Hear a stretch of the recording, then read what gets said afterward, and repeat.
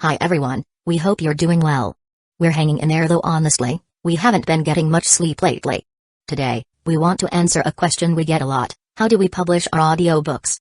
First, we post most audiobooks on Patreon as paid content. They stay paid for a few months. After that, they become free to listen to on Patreon forever. A few weeks later, we post them on other places like YouTube, Facebook, and Twitter, X. Lately, things have been a bit slow in terms of new members. So we'd love your help. Please share our site with your friends or in places like Facebook groups, Twitter, X, Discord, Reddit, or novel forums. Even one share can really help us grow. Thanks so much for your support. I'm so happy, Hikaru. Really, so happy. Thank you. Truly, thank you. Hearing her continuous stream of gratitude from behind him, Hikaru's lips curved in a faint smile. Asia was an orphan, abandoned by her birth parents. One could well imagine how his words impacted her. Meanwhile, a state, floating in the large tub, cast a sideways glance at Asia before leaning back as if to swim only to sink with a glug-glug. Hikaru, a state just went underwater. Don't worry about it. Let's keep going. Chapter 41, Love Triangle in the Underworld. The Demon King's Castle. At that moment, Lucifer was meeting with the heir of the House of Grimoire. Seated in the shadows, the figure radiated an unusual aura. Half of his body was illuminated by lamplight, his silk robes exuding a majestic authority. Even among the four great Mao, Lucifer was special. Only the strongest devil could bear that title. Lord Lucifer. Ryaz Grimoire spoke calmly, making a straightforward report regarding the fallen angels. I already know everything you've mentioned. You did well this time, especially ensuring that the divine dividing Red Dragon Emperor's gear did not end up in the enemy's hands. It's all thanks to Hikaru. I only handled the aftermath. Ryaz sighed inwardly. Then why not tell me more about this classmate of yours, Hikaru? From the shadows emerged a young, handsome face. I've heard you've been getting close to this Hikaru recently. Is he your boyfriend from the human world, little Ryaz? No longer using a low, serious tone, his voice now held curiosity, even mischief. The youth's features bore a slight resemblance to Ryaz's own. This was Surge, the demon king Lucifer of the underworld, and also Ryaz's older brother. Upon inheriting Lucifer's title, he had to separate himself from the House of Grimoire, hence Ryaz became the heiress. What? Brother, where did you hear that from? Hikaru isn't my boyfriend. Ryaz looked dumbfounded. But I heard you've been spending time with him these past 6 months. Little Ryaz, you've never acted like this with any man outside the family. So, when's the wedding? Are you planning on having kids? I rather look forward to having a nephew or niece. Those words left Ryaz utterly speechless. What sort of nonsense is this? She did have good feelings toward Hikaru, but marriage and kids? That was way off in the future, wasn't it? Brother, who told you all this? Ryaz demanded. I heard it from Seraphol. She dropped by recently, complaining that her younger sister Suna opposed her for the first time. Suna? What's she got to do with any of this? Apparently, Suna and Hikaru have also been quite close. He even helped restore Kishimoujin in Hueco City so she could regain her divine duties, for which the Saitri family rewarded Suna. Of course Seraphol heard about it. Seraphol saw how friendly Suna and he have become and wanted to visit the human world to warn him not to get too cozy with her sister. But Suna outright refused. So, little Ryaz, is this some kind of love triangle? Surge's expression radiated curiosity. It's definitely not a love triangle. Ryaz snapped back. Please, Lord Lucifer, don't just believe rumors. I have other matters to attend to. I'm leaving now. She stormed off in a huff, but her mind was in turmoil. Why are Suna and Hikaru suddenly so close? Suna had a great relationship with her sister, the demon king Leviathan Seraphol, but now they were arguing over Hikaru? Ryaz felt like her head was spinning. She probably wouldn't get any sleep tonight. Once Ryaz was gone, Surge dropped his playful grin and looked over the intelligence he'd gathered. Not only did he handle Kishimoujin, but he also killed the leader of Bronze Tree and took the Red Dragon Emperor's Longinus. Greyfire, what's your opinion of him? From the shadows appeared a silver-haired young woman, dressed just as regally. She wore a cold expression. He's of unknown origin, extremely strong, highly capable, and he doesn't seem to have any backing. Someone worth bringing into the fold, but we'll need to observe him further to see where he stands. That's acceptable. If little Ryaz truly fancies him, I can rest easy. But that child is so stubborn she bottles everything up. Perhaps Hikaru will change her. Surge sighed softly. Then he added, by the way, how are things at the border? While it's calm for now, we know their intentions haven't changed. Word is they're still searching in secret for the descendants of the original Mao. Descendants. We'll keep an eye on that. Time swiftly carried on to the weekend. After gently moving the snoozing estate off him, and glancing at Asia curled up in her blankets, Hikaru left his villa. Observing Asia's situation, he considered whether to enroll her in school. It wouldn't be difficult, he just had to ask Ryaz or Suna for some help. During the lunch break, Hikaru looked for Konko, intending to discuss Asia's situation with her. Got it. I happen to be heading to the Occult Research Club now. Want to come? Sure. Chapter 42, Riser sunlight filtered through the treetops, casting dappled shadows. Hikaru and Konko walked and talked casually. But as they neared the Occult Research Club, both of them noticed an unusual leak of magic in the air. Konko paused slightly, then widened her eyes as if she had realized something. That disgusting magic. It has to be that guy. Her tone carried rare emotional fluctuation. Who? Hikaru asked. He's a descendant of the Phoenix family and also the president's fiancé. Even as Konko explained, Hikaru already understood. This was a plotline he was very familiar with. He just hadn't expected to stumble upon it today. Konko kept an eye on Hikaru's expression, then added, but the president hates him. Well, since we're already here, let's go in and take a look. Hikaru smiled slightly, then opened the door. Konko followed right behind him. Inside the Occult Research Club, the antique-style study was filled with a tense atmosphere. Ryaz Greenery and Akeno Himejima had dropped their usual smiles, their gazes cold as they stared at the blonde-haired man seated on the sofa. He was dressed in a red suit, but his jacket was left open, revealing his chiseled chest and abs. A thick gold chain hung around his neck, making him look like one of those arrogant rich kids you'd see in short videos online. Behind him stood a group of female devils, all different in appearance, his personal servants. My dear Ryaz, your fiancé rarely visits the human world. Shouldn't you at least smile for me? At these words, Ryaz's expression grew even colder. I have no obligation to smile at you. And don't call me that, I have nothing to do with you. Hey, still as fiery as ever. Riser Phoenix was completely unfazed. Alright, Ryaz, I won't waste time. My family has been urging me since the date has already been set. When are you returning to the underworld? We need to finalize the wedding location and send out the invitations. Hearing this, Ryaz's expression darkened even further. Riser, don't push your luck. I already told my family that I have my freedom until I graduate from university in the human world. And as the heir of the Greenery family, it should be my decision who I marry. At these words, Riser's playful smirk vanished, his face turning cold. You're the one being unreasonable, Ryaz. This marriage is tied to the future of the pure-blood devil families. If you refuse to accept it, then let's settle it the underworld's way, a rating game. If I win, you return to the underworld with me immediately. Hearing that, Ryaz's heart clenched, but her anger flared as well. And what if I win? At her defiance, Riser burst into laughter, unable to contain himself. Win? You think you can beat me in a match? Do you take the honor of the Phoenix family as a joke? I've played 10 rating games, 10 wins, 0 losses. And you? You don't even have a full set of servants. How do you expect to fight me? Or do you just want to humiliate yourself in front of all the elders? Ryaz's face grew even darker. She couldn't refute his words right now, her chances of winning were only 10% at best.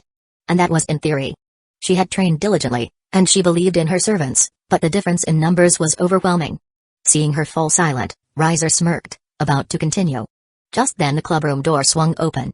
Everyone turned their gazes toward the entrance. Their eyes landed on Hikaru and Konko. Upon seeing Hikaru, the female devils behind Riser let out soft gasps. Who was that? He's so young. And so handsome. I thought Lord Lucifer and Lord Beelzebub were already the peak of male beauty, but is there really someone this handsome in the human world? Who is he? And why is he here? Among the excited chatter, one girl stood out, a blonde with a twin-tail hairstyle and a slightly cold expression. She had originally been indifferent to Ryaz's resistance, but upon seeing Hikaru, her eyes suddenly froze. Hikaru, what are you doing here? Both Ryaz and Akeno were surprised. Then they noticed Konko beside him. Did she bring him here? But what could an outsider do in this situation? I need your help with something. Hikaru said simply. Sorry, but I'm dealing with something right now. Can you wait a little? I'll be done soon. Ryaz spoke gently. But before Hikaru could reply, Riser turned to him with hostility, his expression unfriendly. Why does Ryaz treat him so differently? She had been nothing but cold toward him, but now she was acting polite to this guy? Who the hell are you? Riser, Hikaru is I'm her boyfriend. Hikaru cut her off, his face utterly calm. A moment of silence fell over the room. 3 seconds later, Riser's expression twisted into something truly spectacular. At the same time, Hikaru stepped forward, standing in front of Ryaz, blocking her astonished expression from view. Chapter 43, Decision of 3-Second Silence. Ryzer's expression shifted to a mocking grin, as though he'd realized something.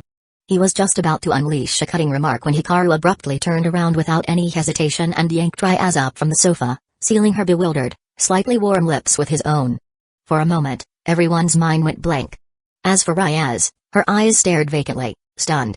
Who is she? Where is she? What is he doing? She instinctively resisted, but Hikaru's strength was so formidable that even a high-class devil like her couldn't break free. From an outsider's point of view, her small struggles looked more like a lover's playful tussle. Akeno stood there, dumbfounded. Konko was equally shocked. Ryzer and his servants were rooted to the spot, speechless. There's a saying about 4 absolute hatreds that cannot be forgiven: murder of one's father, theft of one's wife, destruction of one's nation, and annihilation of one's clan. If Ryzer could endure this, he might as well be named Ninja Turtle. Sure enough, in the next second, a surge of crimson flame roiled around Ryzer, and waves of magic poured forth from his body like a raging tide. The hostility of a pure-blood high-class devil filled the room. Everyone except Hikaru felt a chill course down their spines, every pore prickling. Akeno and Konko reflexively prepared for battle under Ryzer's tremendous pressure. The air was laced with the scent of scorching flames hotter than the height of summer. At that moment, Hikaru calmly released Ryaz from his grip. She came back to her senses, face flushed and eyes furious. Ryzer, this is my domain. What do you think you're doing? Ryaz? Technically, you're still my fiancé. Yet here you are, showing no shame, getting all lovey-dovey with some outsider right in front of me. Fiery energy swirled around Ryzer like a phoenix rising, an unmistakable sign of his wrath. I told you, I'm not your fiancé. I have the freedom to choose my husband. No one can decide that for me, especially not you. Ryaz, after all, was the heir of House Creamery, while Ryzer was just a third son of the Phoenix clan. Their statuses weren't even on par. She'd been putting up with it until now, first a sudden kiss from Hikaru, then Ryzer's high-pressure demands. At this point, her temper had reached its limit. You! Ryaz! Ryzer's face flushed red with rage. Things were about to explode when the magic circle in the clubroom flared once more. Hikaru watched quietly. Finally, a mediator who'd been observing in secret was showing up. However, the figure that materialized from the magic circle triggered a subtle change in Hikaru's expression. The newcomer was not the silver-haired, aloof matron he'd expected, but an unfamiliar female devil. Please, Ryaz-sama, Ryzer-sama, calm yourselves. The news of this incident in the human world has already reached Lord Lucifer. It's true that as the heir of Creamery, Ryaz-sama does hold the freedom to choose her spouse.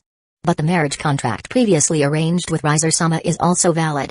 Hence, to resolve the disagreement between you two, Lord Lucifer has decreed we follow underworld tradition, adapted for human rules, a formal marriage contest. Everyone froze at this unexpected yet familiar phrase. The match will be between Ryzer-sama and his servants versus Ryaz-sama's boyfriend from the human world.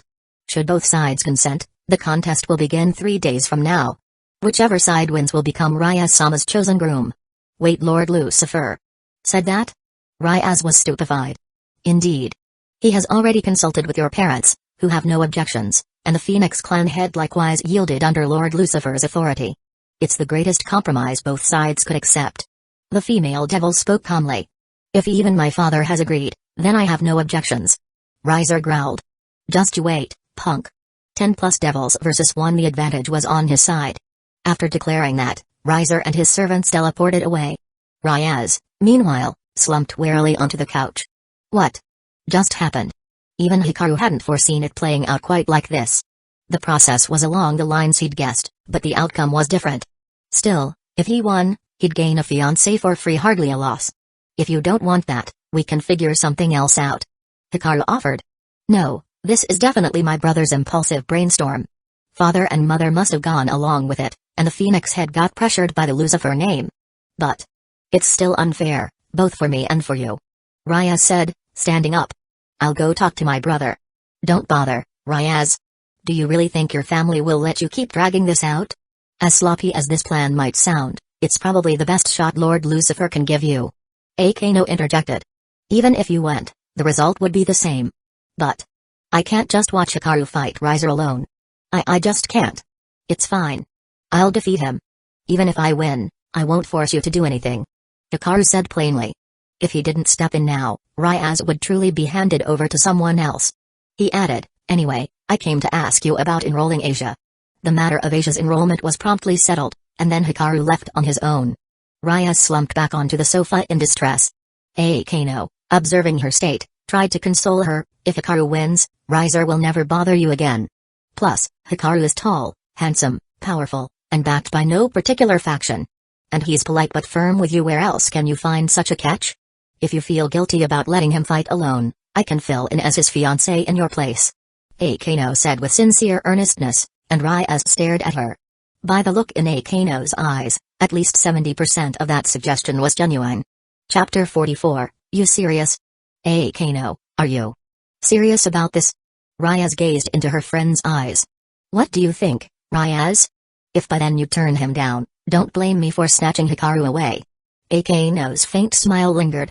Seeing that, Raya felt a wave of complicated emotions. Anyway, I'm going to talk it over with Hikaru again. It's too dangerous for him to take on Riser and all his servants alone. Hikaru wasn't the least bit worried about the upcoming contest. At most, Riser's power amounted to that of a high-class devil.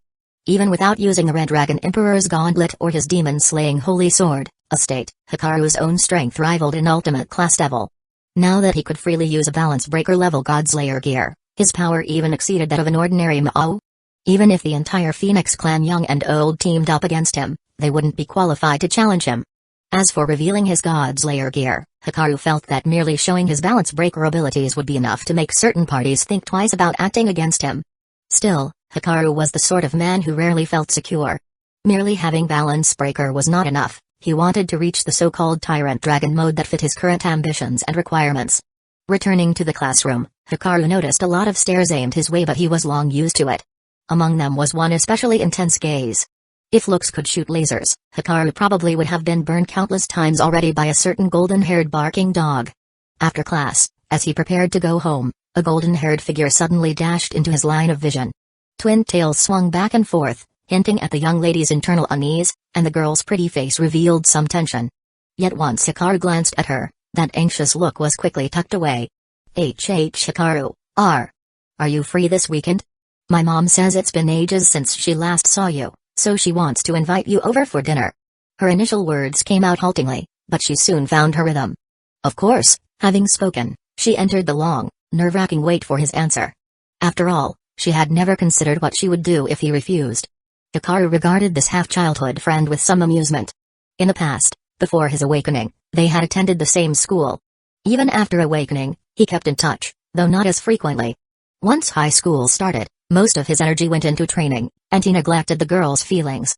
If he rejected her now, what would Dariri do? But in the end, he couldn't be that heartless. And the rating game was in 3 days on the weekend. Saturday is fine. Hearing those words, Ariri's eyes lit up, like flower petals blossoming in early spring.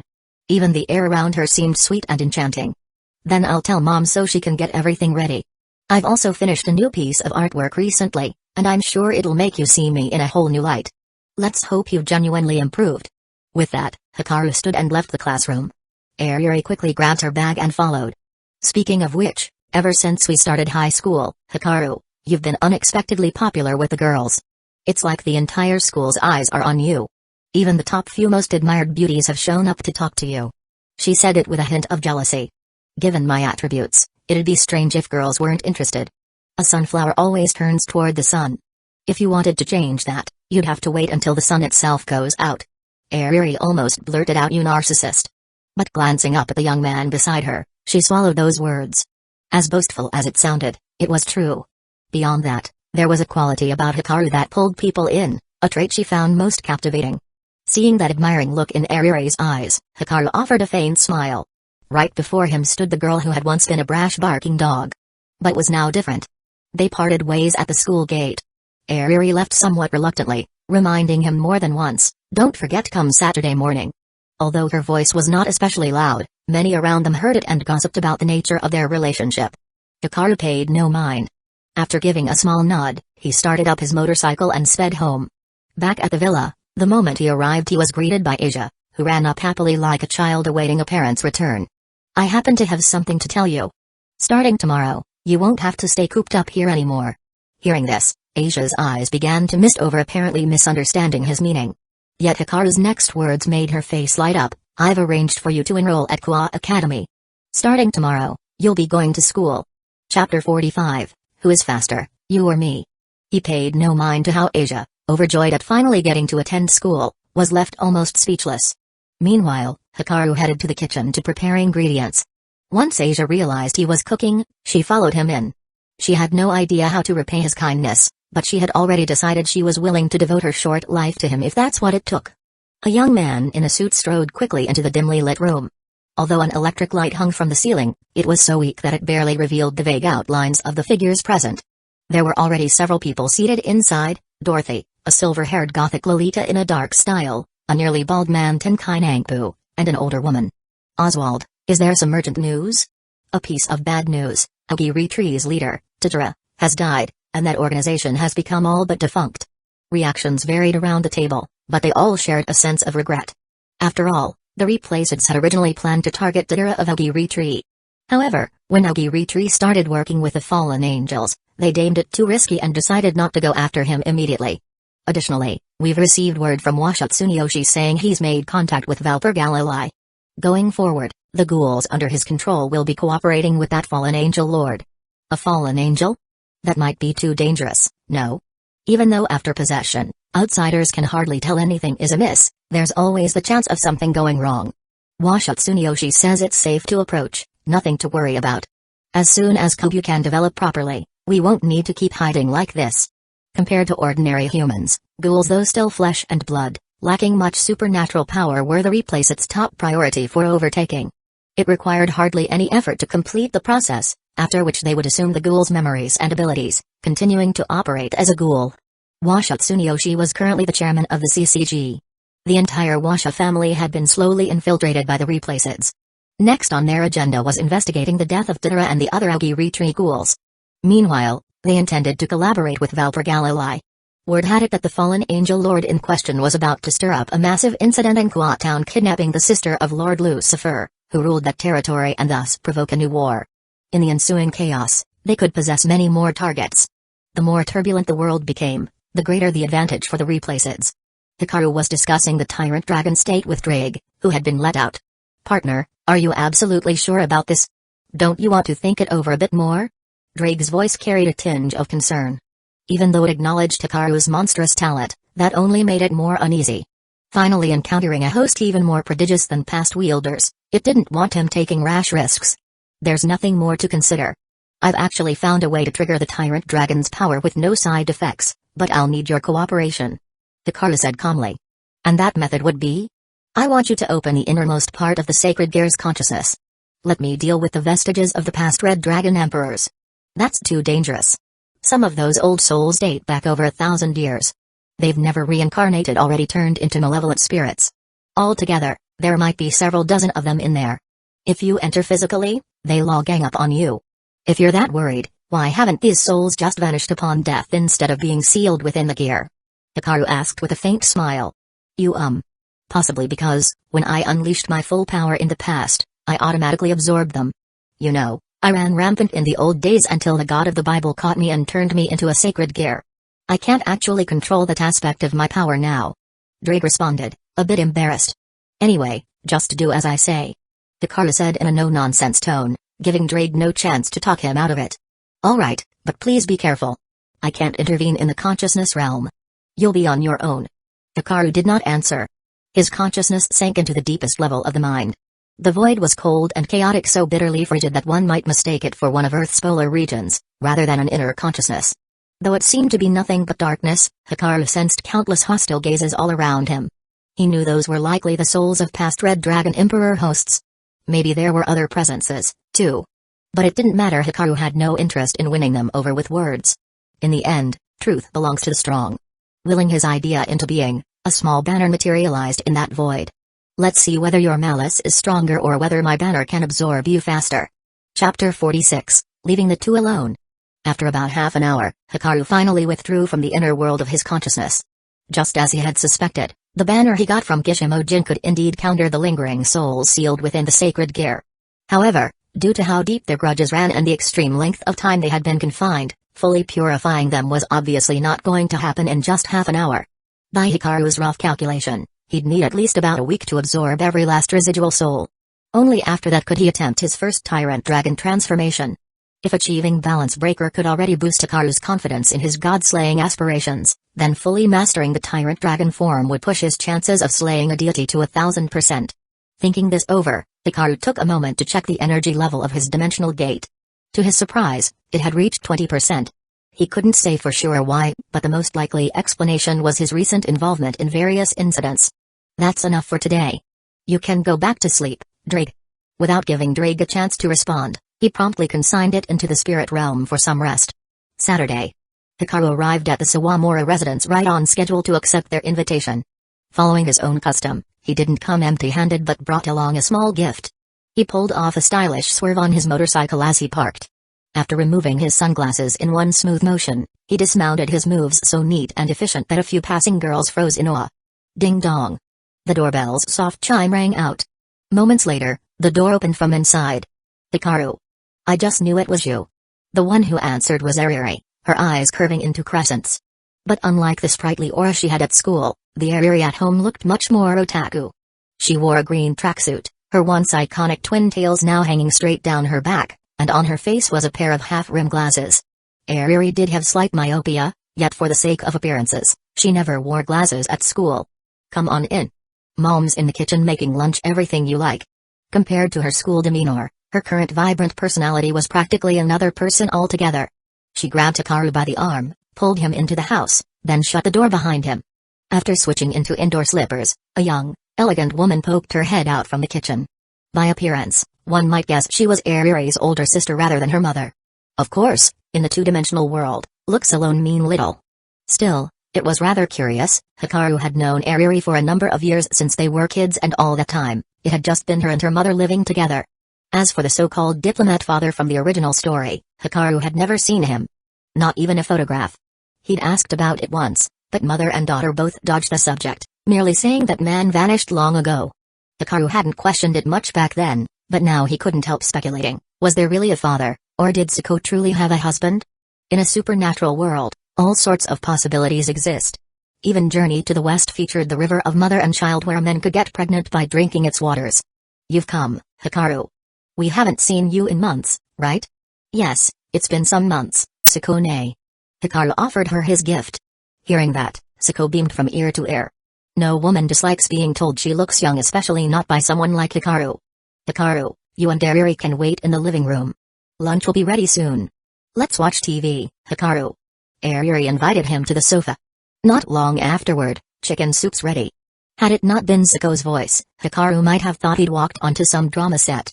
The atmosphere was tranquil and heartwarming, like a normal, cozy family lunch scene. Suko fussed over Hikaru, stopping just short of outright asking him to move in and live with us. Hikaru tactfully declined, but he did agree to visit more often, which delighted both mother and daughter. Apparently in high spirits, Suko even opened a bottle of red wine. Huh? Students aren't allowed to drink, it's illegal. Ariri muttered in protest.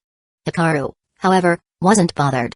In some parts of his home country, after all, kids learn to drink beer from a young age. Urged on by her mother, Ariri found it hard to refuse, so she reluctantly sipped a little wine. After the meal, though Suko's culinary skills weren't on Hikaru's level, it was certainly fine for home cooking. I'll do the dishes. You two must be tired. Why don't you go rest in Ariri's room? Suko said, covering her mouth with a soft laugh. Then, as if something had just occurred to her, she added, by the way, after I finish the dishes, I'm meeting a coworker for some shopping in the afternoon. Might not be back until tonight. You kids have fun in the meantime, okay? Chapter 47, Didn't do anything. Ariri ignored her mom and grabbed Hikaru's hand. Come on, Hikaru, let's go to my room. I'll show you my latest project. She led Hikaru up to her bedroom on the second floor. Just like his previous visits, the room's decor was relatively simple, though the walls featured a few anime posters. By the head of the bed was a work desk with a computer and a tablet on it, and against one wall stood a bookcase filled with doujinshi and popular novels. Here, Hikaru, sit anywhere you like. With that, Ariri shook her twin tails and walked over to the computer desk, removing the cable from the tablet. She fiddled with it for a bit, then handed it to Hikaru. Look. I'm really proud of this new work.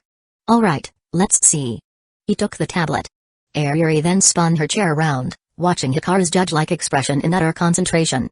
Even though this wasn't her main reason for inviting him, seeing how serious he was made her feel a little nervous. After all, she had poured months of effort into these drawings, drawing on countless online references. As he swiped through the pages with the stylus, Ariri's anxiety grew by the second. Finally, he reached the end. Ariri clenched her fists involuntarily. Well? What do you think? You've improved in terms of story flow, and the meet-cute between the leads is more dramatic, but when it comes to the erotic content, the plot and artwork lack that real punch. It doesn't have that fresh, eye-opening feel. She was initially happy about his praise for the first part, but quickly became disheartened by his later critique. She herself knew there were issues. Just referencing images online could only take her so far. I know, but I just can't visualize things enough. Oh Hikaru, can you help me? She blurted this out, cheeks reddening. You want help? How exactly? You don't need to do anything special. Just be the photographer, I'll go change. With that, Ariri walked to her closet. She pulled out outfits that were more like scraps of cloth than actual clothes, things one would typically see only in a manga panel. At that moment, Hikaru realized the real reason she'd asked him over. He remained seated, calmly watching Ariri's impromptu costume show. Truth be told, Ariri had a fantastic figure. The special fabrics she'd chosen fit her perfectly. She didn't look skinny, more like an exquisite porcelain doll, her body free of flaws. Nervousness gnawed at Ariri, but she couldn't work up the courage for the final step. Growing increasingly flustered, she slipped into her last outfit, silently cursing Hikaru for not making the first move. Wasn't this the point where a guy was supposed to act more assertive? Stop right there. That one's perfect? Hikaru gave an approving nod. Delicate ribbons skimmed her skin, bright and sheer like the morning sun, while the fine material clung to her figure and highlighted her enticing curves. Ariri froze for a moment at his words. So he'd been picking out a suitable uniform the whole time? But things had come this far. Though part of her wanted to back out, she found herself stepping toward Hikaru, eyes drawn to his face. Click. While Ariri's consciousness wavered, the door that had been ajar gently closed. Suko placed a hand to her mouth, a relieved smile on her lips. It seemed her efforts in coaching Ariri these past few weeks had finally paid off. Hikaru stayed until early evening before leaving. Right as he prepared to depart, he ran into Suko, who had returned from shopping. The charming lady invited him to stay, but he explained he had things to do the next day, so he had to leave. No sooner had she seen him out than Suko hurried upstairs in 2 or 3 brisk steps. Opening the bedroom door, she found Ariri lying in bed like a neatly wrapped dumpling. A flash of concern came over her. After all, her daughter wasn't exactly strong, even in gym class, Ariri's results were near the bottom. But Suko soon noticed that Ariri's eyes were open and looking back at her. Instantly, Suko's worries vanished. How are you feeling? Ariri's cheeks grew hot. What do you mean, how am I feeling? We didn't do anything. Chapter 48, Curious Mother. However, Suko wasn't fooled in the slightest by Ariri's clumsy act. Seeing her mother press the matter and recalling that this entire approach had been her mom's idea in the first place, Ariri had no choice but to blush fiercely and admit the truth. I knew it. So come on, tell me everything. Did Hikaru-kun grow up? Ariri was at a loss. Why does it feel like my mom's more curious about this than I am? I don't remember much. At that moment, Ariri was still mortified to the extreme, so she failed to notice the expression on her mother's face. Seems like Hikaru-kun has plenty of stamina. He didn't look tired at all when he left. Suko commented. Hearing that, something suddenly came to Ariri's mind, and she spoke up anxiously. Mom. Is there a chance I could be, pregnant? No. This is your safe period. It's not that easy. I already checked. Suko shook her head. Oh, good. Ariri breathed a sigh of relief. She was far too young to become a mother right now. So, was there anything else? Suko kept asking. No. Just got various positions, that's all. I gathered a lot of reference material. As she said this, Ariri's cheeks turned crimson. Merely recalling everything made her want to bury herself under the covers. But Suko's curiosity wasn't so easily satisfied. Hurry and tell me in detail? Noticing her daughter's startled look, Suko realized she was getting too carried away. Ahem. I'm only worried about your health. If there's nothing else, that puts me at ease. Tonight I'll make some extra nutritious dishes to help you replenish your energy. With those parting words, Suko left, mumbling under her breath. That was close. Good thing my daughter didn't notice anything. As for Ariri, she was feeling hugely relieved, lucky that tomorrow was still the weekend, so she could rest at home. Otherwise, she might have had to take a day off school. When Hikaru arrived home, he found Asia playing with Estate. Let's have fried noodles for dinner, plus a few cold dishes. Although he had lived in Japan quite a while, Hikaru still wasn't used to the cuisines. Asia offered to help, But when it came to cooking, Hikaru was set in his ways. After they'd eaten their fill, Asia took care of the cleanup. A state went back to watching TV. Hikaru, meanwhile, summoned Rage and sank his consciousness into the sacred gear's interior, continuing to use the myriad soul banner to purge the lingering souls of previous Red Dragon Emperors. Even if these spirits were his predecessors, Hikaru had no intention of showing mercy. They stood as obstacles on his path to power and would attack him on sight, so they weren't exactly innocent. Among them were many that had been assimilated by older, more ancient resentful spirits like a never-ending rescue mission. One generation after the next. If Hikaru's mind wasn't resolute, forcibly activating the tyrant dragon state too often could drive him insane, or at the very least shatter his psyche. By late night, Hikaru had already absorbed about 1/5 of the souls. Partner, this sacred gear of yours is remarkably effective against these grudging souls. At this pace, you might be able to attempt the tyrant dragon form in about a week. Drake sounded excited. Encountering such a monstrous host capable of unleashing its power at 100% gave it a real sense of accomplishment. Makes sense. Hikaru said simply. Sure, it's impressive but don't get carried away. I've seen people lose themselves once they gain power. Drake cautioned. If I can be shaken by mere power, I'm not worth much anyway. In recent weeks, Hikaru's strength had soared. In a Wuxia-style world, such rapid growth could lead to inner devils. But Hikaru didn't care. He was convinced that sort of thing could never happen to him. Time for bed. Then good night, partner. With that, Hikaru turned in for the night. As someone who kept a disciplined schedule, he rarely stayed up late. He slept soundly till morning, never carrying fatigue or stress into the following day. This evening, Asia wasn't in his room, but Estate was already curled under the blankets, dozing off with a little drool at the corner of her mouth. Hikaru affectionately snuggled the sword spirit's small body, using her as a soft, sweet-smelling pillow as he slipped into a deep sleep. The following day was still the weekend. Because Asia would be living with him for the long term, Hikaru took her out to the city market to buy some feminine necessities. At lunchtime, they stuffed themselves at a buffet, caught a movie in the afternoon, then finished with dinner out before heading home again. Hikaru glanced at the clock. 7:40 p.m. While they were shopping, Konko had texted him that his match with Riser was scheduled for 8:00 p.m. tonight, but there was no need to go so early. He waited until about 20 minutes beforehand, then finally rose from the couch. Asia, you stay here. I might get home late tonight, so don't wait for me. After saying that, Hikaru hopped on his motorcycle and roared off into the night. Chapter 49, Raiding Game? Night had fallen, and faint lights glimmered through the darkness. Stars dotted the sky, while street lamps flickered against the nightscape. As the sound of the motorcycle engine died away, Hikaru dismounted with his usual calm demeanor. Tonight, Kua Academy was unusually quiet. Partly because it was the weekend, and partly because a basic repel outsiders barrier had been set up to prevent any accidental intruders during the night time. At the center of the campus, Rya's Creamery and her group were waiting. Upon spotting Hikaru, they immediately came forward. I thought you weren't coming, Rya said with a complicated look on her face. After school that day, Ryaz had tried to find Hikaru to help him train in what little time they had, but he refused her offer. It didn't benefit him at all. However, Ryaz saw things differently. After being turned down, she went home sulking.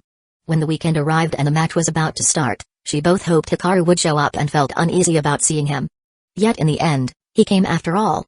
Akano covered her mouth, laughing softly. Indeed, Hikaru does what he says he will. Thank you, Hikaru. The president's future depends on you. Konko and Yodokiba added with heartfelt gratitude. As Ryaz's servants, they were ashamed they couldn't offer more help themselves. Their only hope lay in Hikaru's intervention. Hikaru gave a small nod in response.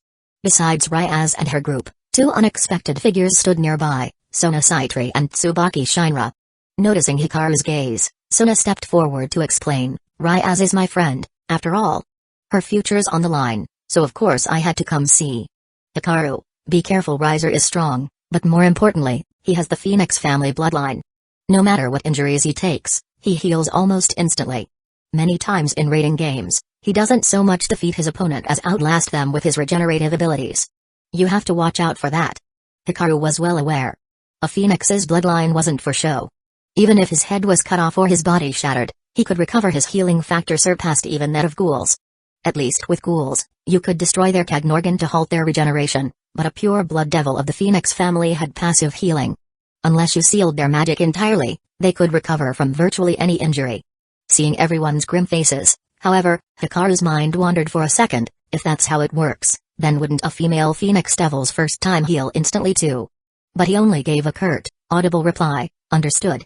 Saying no more, he fell silent. The group realized there wasn't much else they could do anyway. Even if the match looked unfavorable for him, they had no choice but to trust him.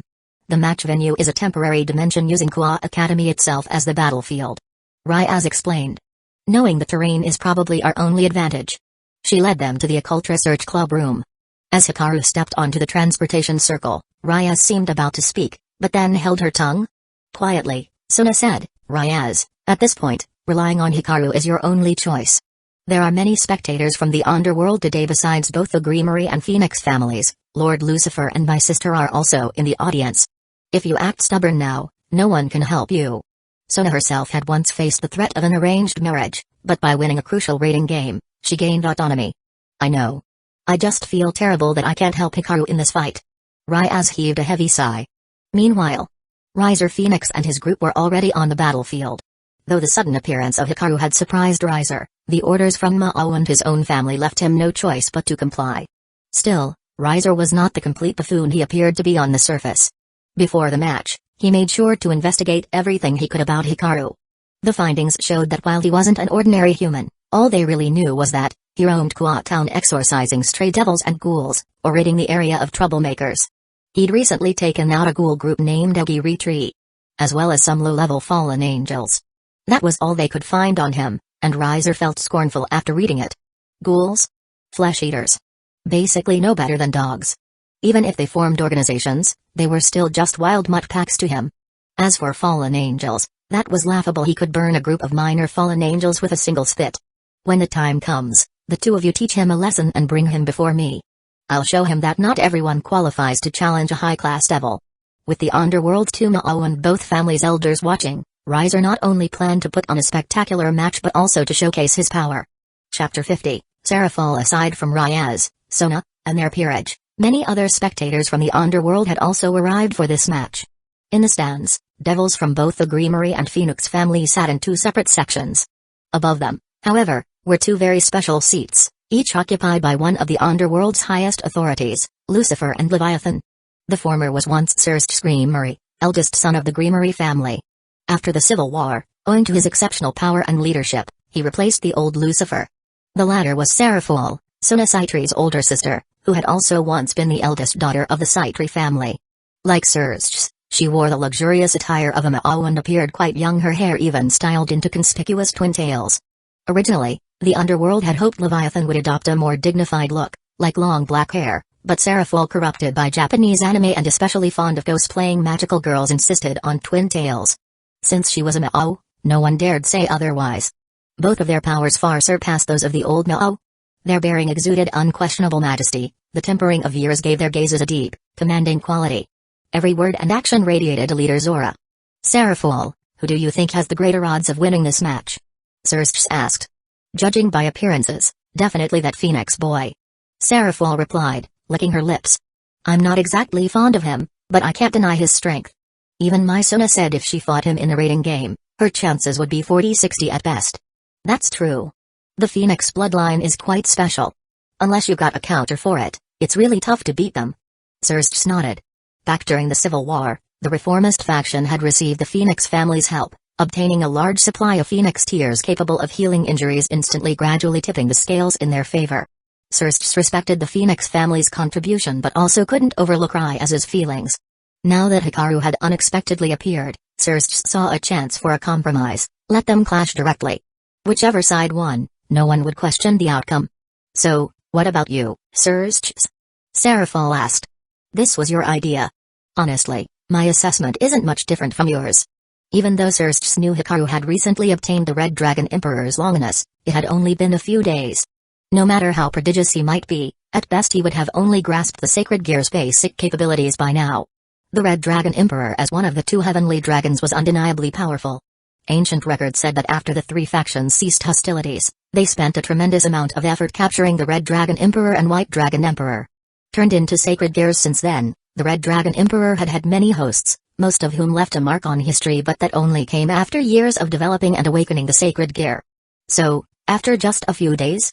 Even Surst, who favored Ryaz, felt it was impossible for Hikaru to unleash the Gear's full might. At best, He might use it for support or produce an unexpected effect in battle. Still, Surge believed Hikaru had potential and hoped he'd win, achieving a resolution that satisfied both sides. Ooh, look, Surge, both sides are entering. Serafal's voice suddenly became excited, like a live spectator at a sporting event. Everyone could see every detail of the battlefield through a massive magic screen. Compared to Hikaru, who arrived alone, Riser's entrance was extremely flashy, even striking a pose for his teleportation. Aware that all eyes were on him, he first put on an over-the-top show, then followed the pre-arranged tactics, dispatching the servants with various devil pieces to set ambushes around the field. The strategy adhered to typical rating game norms. If the opponent wanted to claim victory, they'd have to defeat each piece one by one, eventually facing him in the student council office. Seeing Riser's smooth planning, the Phoenix Elders quietly nodded. They'd advised him beforehand, and he listened. It demonstrated his abilities while simultaneously showing deference to the two Mao in attendance. Even some from the Greenery family who disliked the idea of Ryaz marrying Riser had to concede that Ryaz's odds looked grim. Hey, the match is finally starting. You Phoenix Playboy, give that brat a proper lesson. Amid the Phoenix family's shock and Surge's puzzled expression, Serafal raised her fist and shouted, "How dare he try to win over my sweet Su? Absolutely unforgivable." Chapter 51, Greyfire lose a feud upon hearing the word Playboy. The devils of the Phoenix family immediately looked displeased. However, since the other party was a Mao, they had no choice but to hold their tongue and give her some respect. Yet once they realized Serafal was on their side, their mood improved considerably. They had initially feared that the Lucifer Mao might change the rules at the last minute due to familial ties, but now it seemed that wouldn't happen. At that moment, the glow of a magic circle lit up the spectator room once again. This puzzled everyone. The Mao had already taken a seat. Who would still use a teleportation array at this point? How rude could they be? But when a silver-haired woman stepped out, all onlookers quietly turned away. It was the silver-haired Queen of Annihilation. Famed for her impartiality, Greyfire Lucifuge. During the Civil War, she had once been loyal to the old Mao faction. However, after her childhood friend Serafal persuaded her and once the old Mao resorted to forbidden weaponry, harming innocent citizens, while the old Lucifer's descendant Rise Evan vanished, Greyfire decisively joined the reformist side. Together with the current four Mao, she quickly ended the war. At the time, her abilities would easily have qualified her to become a Mao herself. Yet, citing her family's centuries-long tradition of serving the Mao, Greyfire declined everyone's recommendation. Instead, she became the underworld sole regent, a position equivalent to a prime minister in ancient China. Oh? Greyfire, you came too? When Serafal saw her friend, her face lit up with delight, and she quickly invited her to sit. Lord Leviathan, Greyfire said, I'm merely here to take a look. After all, I have a bit of interest in the current Red Dragon Emperor. She sat in a slightly lower seat. Her statement left everyone momentarily stunned. The Red Dragon Emperor? One of the two heavenly dragons that even the god of the Bible found troublesome. Did that mean the new host had already been found? Greyfire is so serious. Serafal murmured, but I find that quite cute. Then she continued, although that kid has decent potential, he only just got his hands on the Red Dragon Emperor's power. It's only been a few days, there's no way he can tap into much of its strength yet. Hearing this, the devils of the Phoenix family breathed a sigh of relief. Yes, it was a legendary god-slaying sacred gear, but before it awakened, it was no different from a regular sacred gear. Theoretically, god-slaying sacred gears can unleash the full might of the soul sealed within, but that's only theoretical. After a few mere days, whatever boost it could provide would be negligible. That's why I'm simply here to observe. Greyfire said quietly, saying no more once she took her seat, as the match had already begun. Meanwhile, in another room, specifically, the Occult Research Club in the human world, Ryaz, Sona Saitri, and their groups were watching both sides progress through a magical display. All of them felt some measure of worry. But since the Mao were personally present at the scene, there was nothing they could do. Riser isn't stupid. Sona analyzed. He'll distribute his peerage members along the route to both headquarters. First, he'll use his soldiers and the castle to wear them down. His knights will hide in the dark to harass with their speed, while his bishop provides support. And let's not forget Riser's queen, the Bomb Queen, who's a real headache. She can launch aerial attacks with astonishing destructive power. Of course, the biggest threat is Riser himself. If nothing unexpected happens, he'll definitely bring along Phoenix Tears to guarantee victory. In that case, Tsubaki Shinra asked, wouldn't that make Hikaru's chances of winning rather slim? She clearly didn't want Hikaru to lose. She had a bit of a soft spot for him. It's not as though he has no chance. Sona said, adjusting her glasses. Hikaru can use the power of light. If he can get in close, It might counteract Riser's regenerative ability. As long as he can finish Riser off within a short window, he still has a shot. Wait, Hikaru can use the power of light. Ryaz and her group were astonished to hear this. It was one thing to wield magic, but light-based power, too? Then again, Hikaru was human. Humans may not start off as strong as devils or angels, but they excel in adaptability. A long time ago, a great mage had analyzed demonic power so humans could also use magic, so it wasn't entirely impossible for a human to harness the power of light. Still, using both light and magic simultaneously was intriguing. Wouldn't they repel each other? And more importantly, how did Suna Saitri know so much about Hikaru? He helped me with a problem before the Kishimojin case. You can look it up. Suna said. So he helped you with a request? Ryaz murmured, a complicated expression on her face, feeling as though something precious had been taken from her. Meanwhile, Hikaru finally confronted Riser's peerage. Handsome guy, I really don't want to fight you. One of the girls said earnestly. Would you just surrender? We'll let you go. Chapter 52, Transform. Yeah, give up already. We don't want you getting hurt. After all, there wasn't truly a life or death grudge here. These girls, attracted by Hikaru's appearance, felt reluctant to fight him. In their eyes, they were sure to win anyway. Granted, they did find persistence in a guy appealing, but injuries were still injuries. If his face were accidentally damaged, it would be a loss to women everywhere, and they'd feel bad about it. Calmly facing these young women, Hikaru spoke unhurriedly, Don't worry. The battle will be over soon. No one's going to get hurt except your leader. Hearing Hikaru's reply, the girls didn't stop to wonder what he meant. Instead, they got a little excited. Even at a time like this, he's still worrying about them. What an idiot. He's always so full of himself, can't he see what's going on? Riser, watching through magic, was furious. He figured that if he didn't act now, the subordinates he'd worked so hard to gather would be taken away from him. After he finished speaking, Riser immediately ordered them to attack. Nothing we can do, our leader told us to fight. If we don't follow orders, we'll be labeled strays. Right after that, several of the girls, wielding things like nunchucks and chainsaw-like weapons, moved in. A knight hidden in the darkness also activated an acceleration ability, swiftly closing in on Hikaru, aiming to knock him out. However, when faced with this ambush from the shadows, Hikaru simply sidestepped to the left at an unhurried pace. Putting some distance between himself and his attackers, everyone watched as Hikaru's arm began to glow, revealing a crimson gauntlet. Yo, partner. You're letting me out so late? Don't you usually avoid staying up at night? Drake's voice echoed, sounding a bit drowsy. But Hikaru didn't answer. He simply activated the Sacred Gear's balance breaker. Henshin. From a short distance away, the girls saw a surge of flowing light spread over Hikaru like waves. A deep crimson aura wrapped around him. In the next instant, as if swept away by a gust of wind, that red aura vanished. In the blink of an eye, a red suit of armor appeared on Hikaru. With the tail behind him swishing in the air, everyone present and in the audience was stunned beyond words. Ryaz never expected this, Sona didn't either, and even Xerxes and Leviathan were shocked that Hikaru could achieve Balance Breaker in just a few days. This was the Sacred Gear's ultimate power sealed away because it was so overwhelmingly strong. It could only be unleashed under extreme conditions. It wasn't that nobody could unlock Balance Breaker, but those who could were exceedingly few and far between. Every one of them was a standout among standouts. How is that possible? Hikaru. He can become like this? Ryaz's mouth hung open slightly. She had only expected him to use his Sacred Gear's abilities for support. Reality proved her wrong. What is that? A Longinus power? It's Balance Breaker. According to legend, only when the Sacred Gear wielder's emotions hit an extreme can its hidden power awaken. Ryaz are certain it's only been a week since Hikaru got the Longinus? Suna adjusted her glasses. She'd given Hikaru a family grimoire as payment last time and had been meaning to ask about his progress, but they never got the chance. Now, could he have already mastered it all? I'm sure. That Longinus was originally in some ordinary student's body, then it was seized by fallen angels in a snatching ritual. Kano, Konko, and I were there that night, and so was Hikaru. That's when he obtained it. They later erased that student's memories. He was just a regular person, so it didn't really matter. Still, Ryaz couldn't make sense of it. Is unlocking the Sacred Gear's Balance Breaker really so easy? So cool. Konko watched intently. That dark red armor was exactly to her taste. It's more than just cool.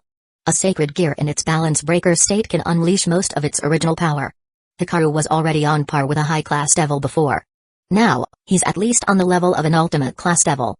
Of course, that's just my assessment. I don't know the exact details. Sona analyzed calmly. In the audience, Hikaru's transformation caused quite a commotion. These devils, survivors of past wars, had all heard of the two heavenly dragons, some had even seen them in person. Members of the Phoenix family gripped their seat arms, eyes wide in disbelief. Who on earth is this guy? It's one thing to have a Longinus, but he can even unlock its balance breaker? Sirs, what's going on? Didn't that kid just get the Longinus?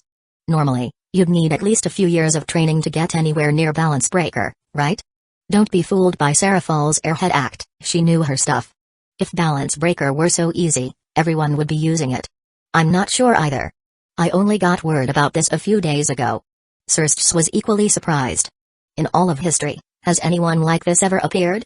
Greyfire's eyes flickered. She'd seen something different in Hikaru ever since he arrived, but because everyone's attention was fixed on the field, no one noticed her subtle reaction. At that moment, Hikaru stood sideways in the arena, his gaze like a burning flame, piercing through the space and buildings to lock onto Riser in the student council office. Now. It's all about to end. Chapter 53, when the moment Hikaru activated his transformation, it caused an uproar outside the arena. Riser's peerage inside the arena was no exception. Although they had never heard of a forbidden form or anything about a Longinus or the Red Dragon Emperor, the aura now surrounding Hikaru was completely different from before.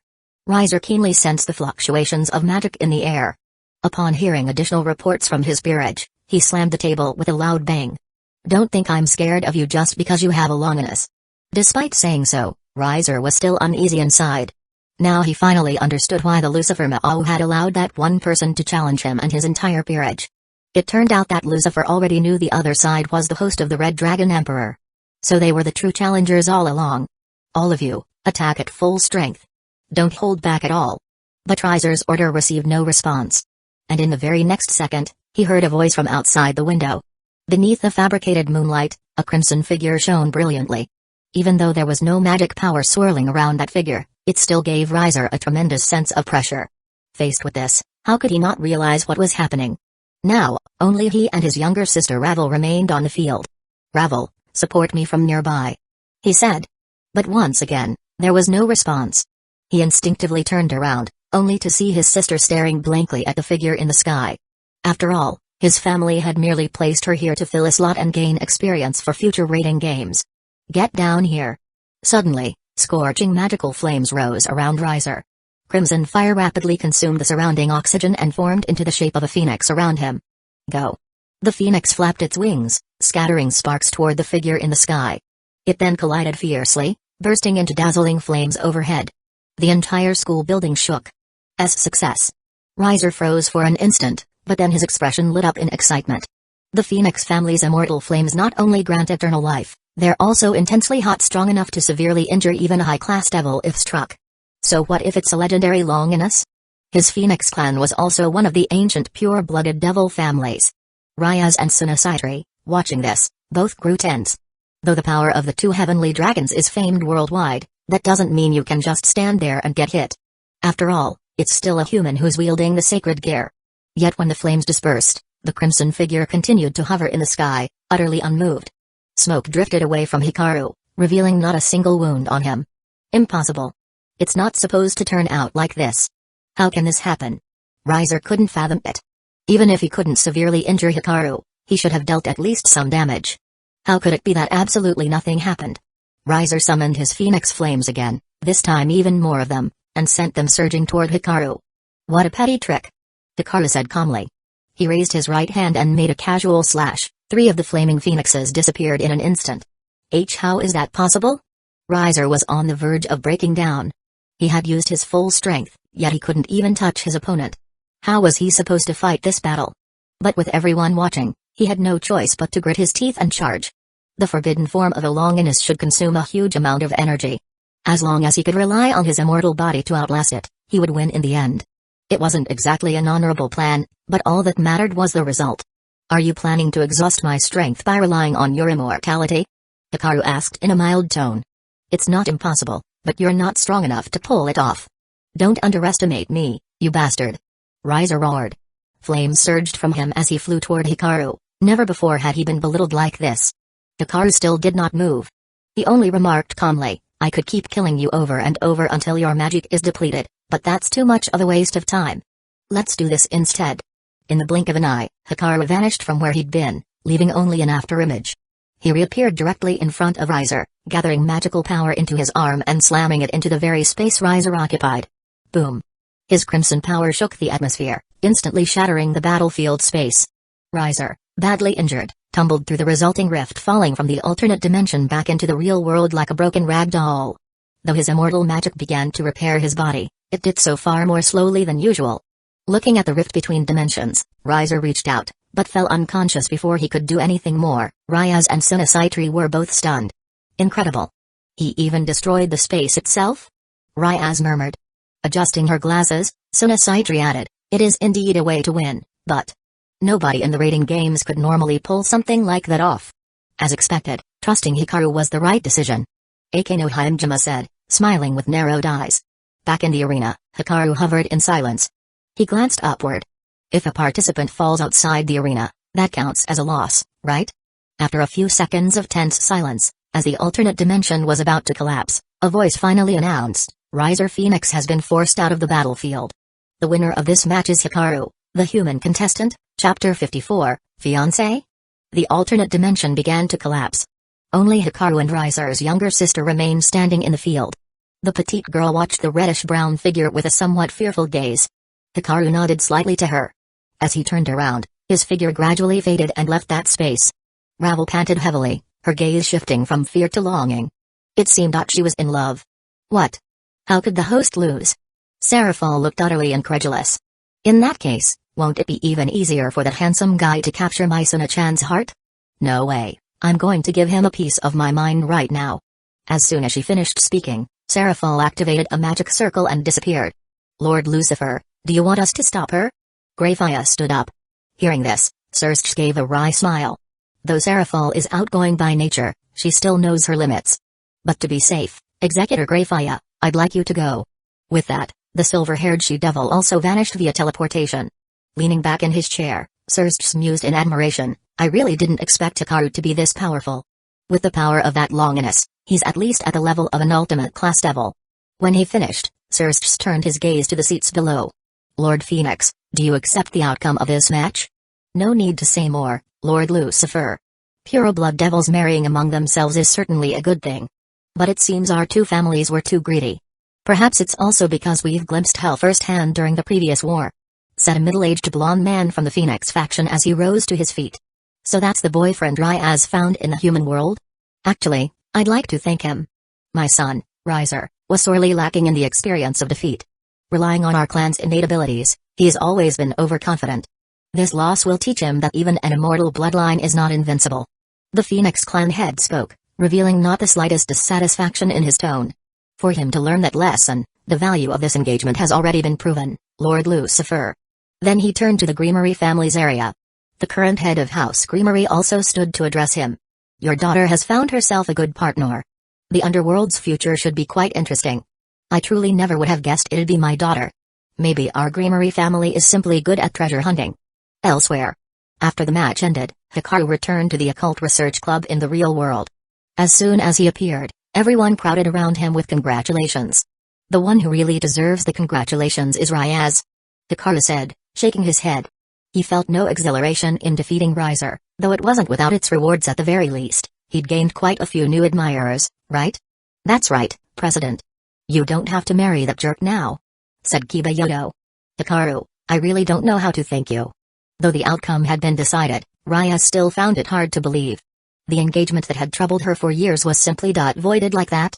Now that you mention it. Hyunjima Akeno suddenly chimed in, didn't the Mao say earlier that whoever won would become Ryaz's new fiancé? So that means Ryaz is now Hikaru's fiancé? Fiancé? Ryaz's cheeks flushed slightly. Of course, Ryaz did say she hasn't fully decided yet, so if that's the case, Hikaru, how about letting me be your fiancé instead? Akeno beamed, her gaze as though she wanted to devour Hikaru whole. Hey. Akeno, I never said anything like though it did seem sudden. Ryaz wasn't actually against deepening her relationship with Hikaru. She wouldn't even mind giving him her first night. Sona Saitri and Shinra Tsubaki both looked uncomfortable, especially Sona, whose feelings grew increasingly complicated upon hearing that Ryaz's new fiancé was Hikaru. Just then, a familiar magical energy drew near. A voice that made Sona's face fall rang out, My Suna-chan, I'm here to see you. And that man over there is the human Hikaru, right? I'm warning you. Stay away from my Suna, or else I'll. Serafal raised her small fist, drawing startled gasps from the others. Lady Leviathan. Executor. Why are you here? Sister. Serafal seemed about to say more, but Suna shouted sharply, if you keep this up, I'll really get mad. Serafal froze, gazing at her sister in disbelief, eyes welling with tears. She had never been scolded by her little sister before. Suna faced Hikaru with an apologetic expression. Sorry you had to see that. My sister's personality is a bit unique. Please don't mind her. Hikaru shook his head, the corners of his mouth curving into a faint smile. Just then, from the corner of his eye, he noticed the silver-haired figure who had arrived with Serafal. Greyfire. Why would she be here? And the others called her executor just now? It made Hikaru curious. Apparently something in the story had changed, so that Greyfire was no longer Surst's wife but an independent figure. As Hikaru observed Greyfire, she quietly regarded him as well. Gazing at that handsome face, she inwardly marveled yet also felt an inexplicable sense of familiarity, as if she had known him before. Chapter 55, Getting Ready. Serafal was dragged off by Suna. Shinra Tsubaki said goodbye to Hikaru in her place. Greyfire didn't say a word, she merely gave Hikaru a deep look before leaving. In the aftermath, Ryaz was still in shock. That cold, impartial enforcer had appeared in a human world. Ryaz, what exactly is going on with Greyfire? Since he had direct connections to the underworld, he had to ask. Well, Enforcer-sama. It's like this. It took Ryaz about 10 minutes to explain the public story of Greyfire's life. Hikaru fell into thought. The general process was the same as in the original plot. At first, she was part of the old Ma'awa faction, but eventually defected to join the reformists. However, the ending was different. Greyfire had become an enforcer, rather than Surst's maid and wife. She's single now? Hikaru asked. Of course. Enforcer-sama is so dignified and has never shown any interest in romance, dedicating herself wholeheartedly to her work. Ryaz replied, as though it were obvious. Then, as if she suddenly remembered something, she went on, my brother once pursued Greyfire-sama, but she turned him down in front of everyone without showing any mercy. He was depressed for quite some time afterward. It was something she'd heard from her mother. I see. Hikaru nodded. Any further questions would definitely just get a standard, canned response from them. But why are you asking, Hikaru? Don't tell me you're interested in Greyfire-sama. Ryaz didn't finish her sentence, but it was basically written all over her face that she suspected he was interested in Greyfire. But then again, what about her situation? Wasn't she Hikaru's fiancé? Or was she? What was she exactly? It's getting late. I should head back now. Hikaru said. He decided to look into this more thoroughly later. There was no rush now. Oh, right. Hikaru, I'll transfer your reward for this job to you as soon as possible. Ryaz suddenly said. Hikaru was about to say something, but then he saw the resolute expression on her face. Business is business. Even though I'm now your fiancé, we still have a partnership. You helped me in such a big way I can't just act like nothing happened. I thought maybe you'd think it over a bit more. Hikaru replied, slightly surprised. No, I've already reflected on it. My family has been running around on my behalf this whole time, and this time I even dragged into Mouse and the Enforcer-sama. I don't want to keep disappointing them. Ryaz said, shaking her head. Hikaru, thank you so much for tonight. Hearing that, Hikaru just shook his head slightly. Then, under everyone's gaze, he drove away. Ryaz only came back to her senses after watching his car disappear around the corner. Well then, President, everyone, I should be on my way too, said Kiba-yodo. After the only male servant on site left, Akeno Himejima spoke up with a slight exasperation. Ryaz, let me just say it, your response earlier was really lacking in emotional intelligence, talking about being willful, talking about your family. What do you mean? Did I say something wrong? Ryaz asked in confusion. She had accepted the relationship, and was even planning to give Hikaru extra compensation. She thought she was covering all the bases. But it wasn't just Akeno who disagreed. Even Konko shook her head repeatedly. To Hikaru, it probably sounded like you're only accepting yourself as his fiancé because of your family, and not because you like him. That might be how it came across, huh? Ryaz replied, dazed. She was clueless about romance, but now that Akeno had pointed it out, she realized she might have messed up. Is there any way to fix this? She asked. She didn't dislike Hikaru. She was okay with forming a new engagement with him. Arranged marriages in the underworld weren't that uncommon. Ryaz herself didn't find them problematic. The only reason she had refused last time was because she simply couldn't stand Razor. There is, but you'd have to pay a bit of a price, like your first night, for instance. Akeno said, squinting mischievously. That direct? But isn't that a bit too much of a leap? And I'm not ready for that. Ryas said.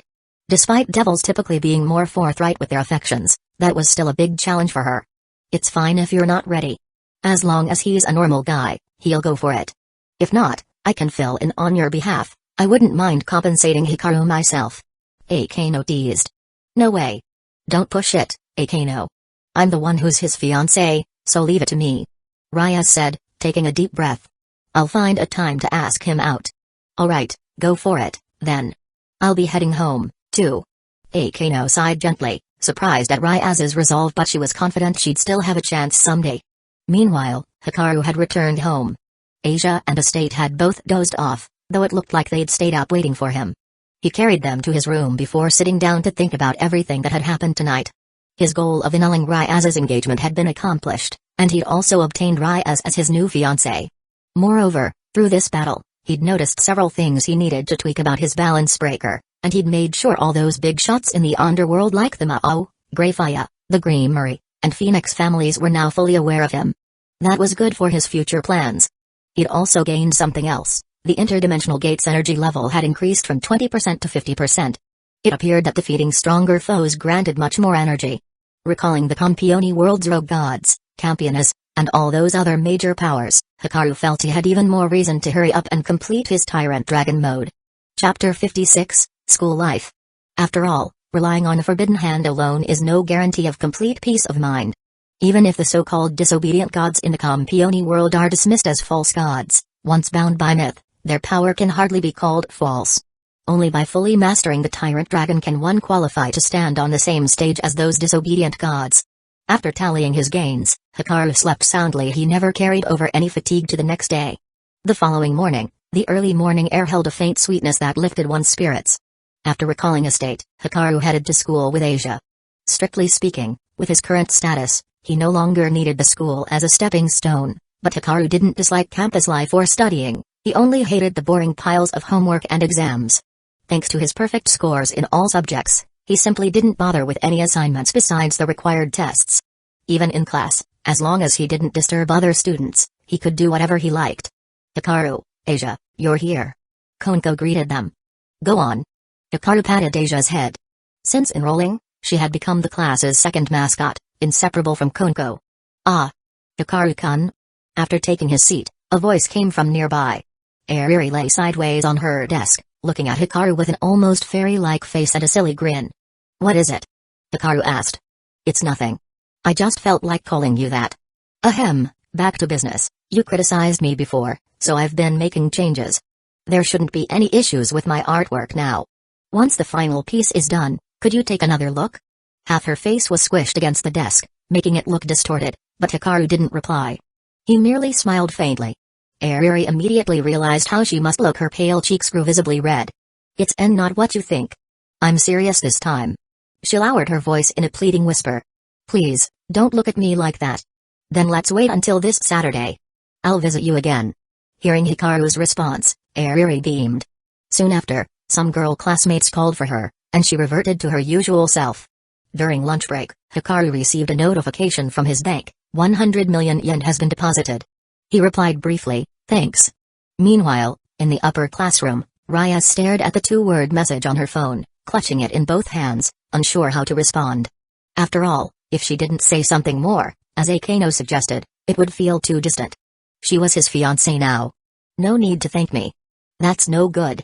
Just as she typed out those words, a voice sounded behind her. Akeno gave a wry smile. You should be more direct in asking him out now, rather than circling around here. If you keep dithering, I really will make a move myself. Wouldn't that be too forward of me? Ryaz hesitated. Then let's say I'll go by myself this weekend, and you stay behind. That's definitely not happening. Ryaz said, rejecting the idea without a second thought. Nervously, she edited her text and sent it. Are you free this weekend? At the same time, Hikaru received her message. Akeno, Konko, and the others would like to visit your place. He was hardly surprised. Feel free to come. Meanwhile, Akeno rubbed her forehead as Ryaz stared at her phone screen, flustered. Ryaz, you're usually so composed and elegant. How is it that you can't even manage a single sentence now? I don't know. It's like what I'm thinking in my head and what I actually type are completely different. Ryaz threaded her fingers through her crimson hair, feeling for the first time that being in love might be harder than any rating game. The day passed calmly but enjoyably. After school, Hikaru drove Asia back home. Estate woke up right on schedule and came out to watch TV on the sofa, while Asia helped prepare dinner ingredients waiting for Hikaru, as usual, to show off his culinary skills. After they finished eating, Hikaru once again summoned Drig. Diving into the consciousness space of his sacred gear, he continued absorbing the residual souls of the previous Red Dragon Emperors. Thanks to his efforts over the past few days, it would only take 3 or 4 more days to finish cleaning them out. Once the souls were fully absorbed by the Myriad Soul Banner, he would have to find a safe place to test the Tyrant Dragon's power. Unlike Forbidden Hand, the Tyrant Dragon was on another level entirely, and the impact it could have wasn't something he wanted unleashed at home, not unless he fancied a massive cleanup afterward. Late in the evening, just as he was about to store Drig away again, a message popped up on his phone sent by someone named Hazuki Yaoi. Chapter 57, Self-Slitted Maiden of 1,000 Souls. He more or less figured out what was going on. It wasn't that someone had came to ask about the curse on Hazuki Aiko, but rather that something troublesome had happened. What's wrong? About Sister Aiko's curse, big bro, have you rested enough? More or less. In reality, Hikaru had already forgotten about Hazuki Aiko's curse. After all, compared to the situation in K City, Hazuki Aiko's problem seemed relatively easy to handle. Then, could you come over for a bit, big bro? I have something I'd like to tell you. Although Hazuki Yaoi's tone was even, it still carried a note of respect, because right now Hikaru was the only person she was sure could lift the curse. Alright. Use that Saitree family flyer to summon me. Hikaru said, nodding slightly. Even though it was rather late, he understood it given Hazuki Yaoi's profession, and besides, he had already thought of what kind of payment to ask for. Before long, the badge bearing the Saitree family crest grew warm, and a red magic circle appeared in front of Hikaru. He stepped inside, and the scenery before his eyes changed in a flash. Then he saw Hazuki Yaoi, who looked excited, and Hazuki Aiko, who looked nervous. Hey there. The petite, dark-themed gothic Lolita waved at Hikaru. From the looks of it, you're not just asking me here to lift a curse, are you? Hikaru said with a small laugh. If it were just about lifting the curse, they would at least have chosen the Hazuki home as the place to do it. But now, Hikaru looked around. The night was dark and the wind was strong, rustling through the trees with a moaning sound. Actually, while I was catching spirits, I suddenly thought of you, big bro. Do you believe me? Hazuki Yaoi asked.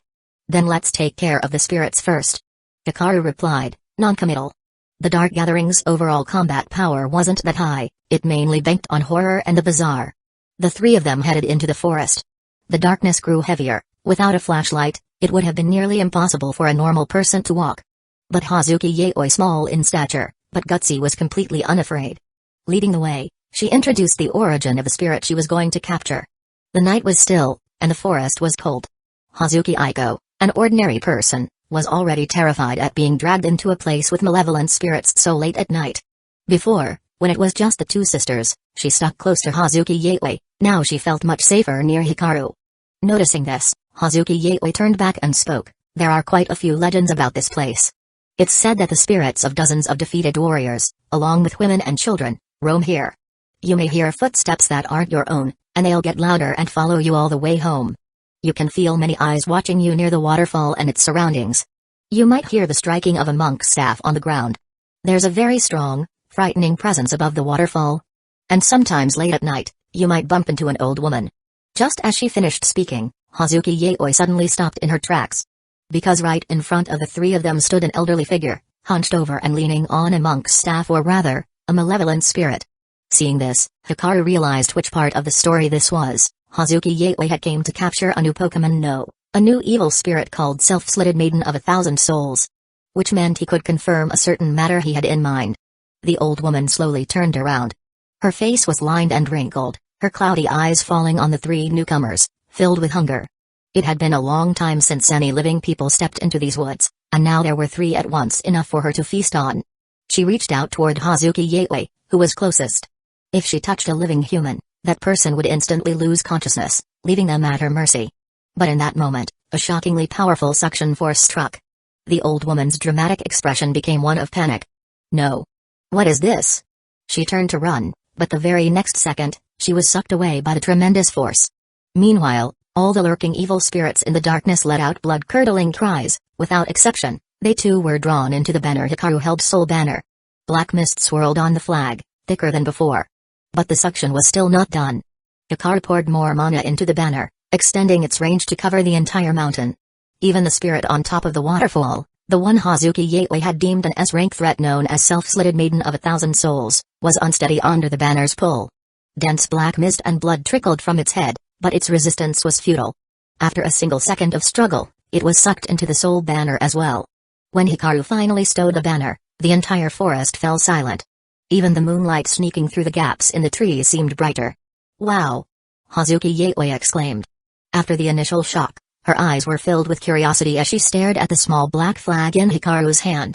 Hazuki Aiko, on the other hand, was holding down her skirt as she stood up. She'd nearly flashed everyone in the commotion. Even now, she still hadn't fully grasped what had just happened. "This is the banner that Gishimo-jin gave you back then, right, big bro?" Hazuki Yatewei asked. "It's called the Soul Banner." Chapter 58, The Replaced, The Moonless Dawn Embryo, and Priced. Hikaru didn't bother explaining much. Although its power wasn't very strong, it worked very effectively against malevolent spirits. Not only that, two other items appeared in Hikaru's hands, a snow-white skull and a wooden box. Because they both possessed spiritual energy and were connected to evil spirits, the banner had pulled them in. The skull had belonged to the S-class evil spirit Self-Slitted Maiden of 1,000 Souls back when she was alive, but now that she'd been absorbed by Hikaru's banner, it had become useless. The wooden box's appearance, however, confirmed Hikaru's suspicions. Hazuki Yatewei and Hazuki Aiko came over. "What's this?" Opening the wooden box revealed a withered, blackened mummified arm. By seeing it, Hikaru immediately surmised that the S-class evil spirit group known as the Replaced also existed in this world. In a world where ghouls could survive, a group that could possess others at will would surely be living quite comfortably. "This is the culprit, and also the truth behind your mother's disappearance, Yatewei." Upon hearing this, Hazuki Yatewei's eyes widened, and her small hands instinctively clenched into fists. The reason she had joined the Exorcist team in the first place was because her parents had been killed by evil spirits so thoroughly that even their souls had been taken. To retrieve her mother's soul so it could rest in peace, Hazuki Yatewei had never stopped searching for clues. Yet now, Hikaru somehow knew? She didn't ask how he knew. The man was involved with demonic forces, holding power beyond an ordinary person's imagination, so it wasn't surprising that he was privy to this. "Big brother, where is my mother now?" "I don't know exactly. But this arm is connected to the group that took her soul. They're called the Replaced, and they used your mother's soul to nurture the embryo they're cultivating. The Moonless Dawn Embryo. That was probably its name." Though he didn't know their ultimate goal, after learning about this organization's existence, Hikaru had no intention of letting them continue to operate. Compared to ghouls, the Replaced was even more dangerous and completely irrational, doing everything for the sake of killing and domination. Their only rightful end should be utter destruction. "What do you plan to do, big brother?" Hazuki Yatewei noticed that Hikaru's aura had turned cold. "That mummified arm is crucial to reviving the Moonless Dawn Embryo. They won't just stand by. You can leave some clues here, and they'll track you down." "You want me to act as bait?" Hazuki Yatewei repeated. "That's possible, but my power alone is limited." Right as he finished, Hikaru handed her the small banner. "You're giving me such a precious item." The little girl was quite surprised. But before she could express her thanks, Hikaru's next words made her choke. "Don't get the wrong idea. The banner is already bound to me. I'm only letting you use it for self-defense. If you find their lair in the future, let me know." Hikaru's tone was calm. "All right." Hazuki Yatewei sounded a bit deflated, having nearly convinced herself that she'd be unstoppable from then on. Even so, borrowing it was fine. Anything that helped was enough. "You can increase the banner's power by sacrificing spirits to it," Hikaru added. He knew Hazuki Yatewei's home was sealed with many evil spirits she captured, none of which were particularly weak. If she used them as sacrifices, the artifact's power would increase significantly. That was the reward he wanted in return. "Aiko, come here. I'll dispel your curse." Hearing this, Hazuki Aiko froze, then nervously walked over to Hikaru. The girl removed her glove. Compared to when they'd first met a little over a week ago, the pale wart-like growths on her hand had multiplied. Hikaru reached out to take her hand, causing Hazuki Aiko to flinch slightly as if it hurt, but he used his immortal arts to probe the area. The curse wasn't especially strong, just annoyingly stubborn. For him now, it was a simple matter to handle. Locking onto the source of the curse, he used his immortal arts to eliminate it at its root. The entire process took less than 10 seconds. In an instant, The pale wart-like growths on the girl's hand withered and calcified, and when touched, crumbled into dust that drifted away. Feeling the normal sensation return to her hand, Hazuki Aiko stood there in a daze.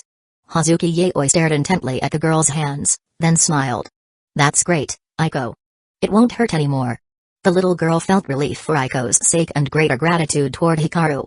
But just as she was about to bring up the price she owed him, two magic circles lit up next to Hikaru. Sona Saitri and Shinra Tsubaki, dressed in Kwa Academy's girls' uniforms, appeared once again. Chapter 59, Liking. "Why are you here?" Hikaru looked at them. "I sensed someone using a flyer to issue a request, and I knew it must be you, Hikaru. I came here for two reasons. First, to formally apologize. Second, there's something I'd like to discuss with you." Sona Saitri casually glanced at Hazuki Aiko. "Her curse has been lifted? And the thing in your hands? It's not a good item." "Yes, it was Hikaru-san who helped." The wavy-haired beauty spoke up. "As for this mummified arm, Hikaru-san said that someone deliberately left it here to worsen the spirit that dwells in this place. If we take it away, it might draw those people out.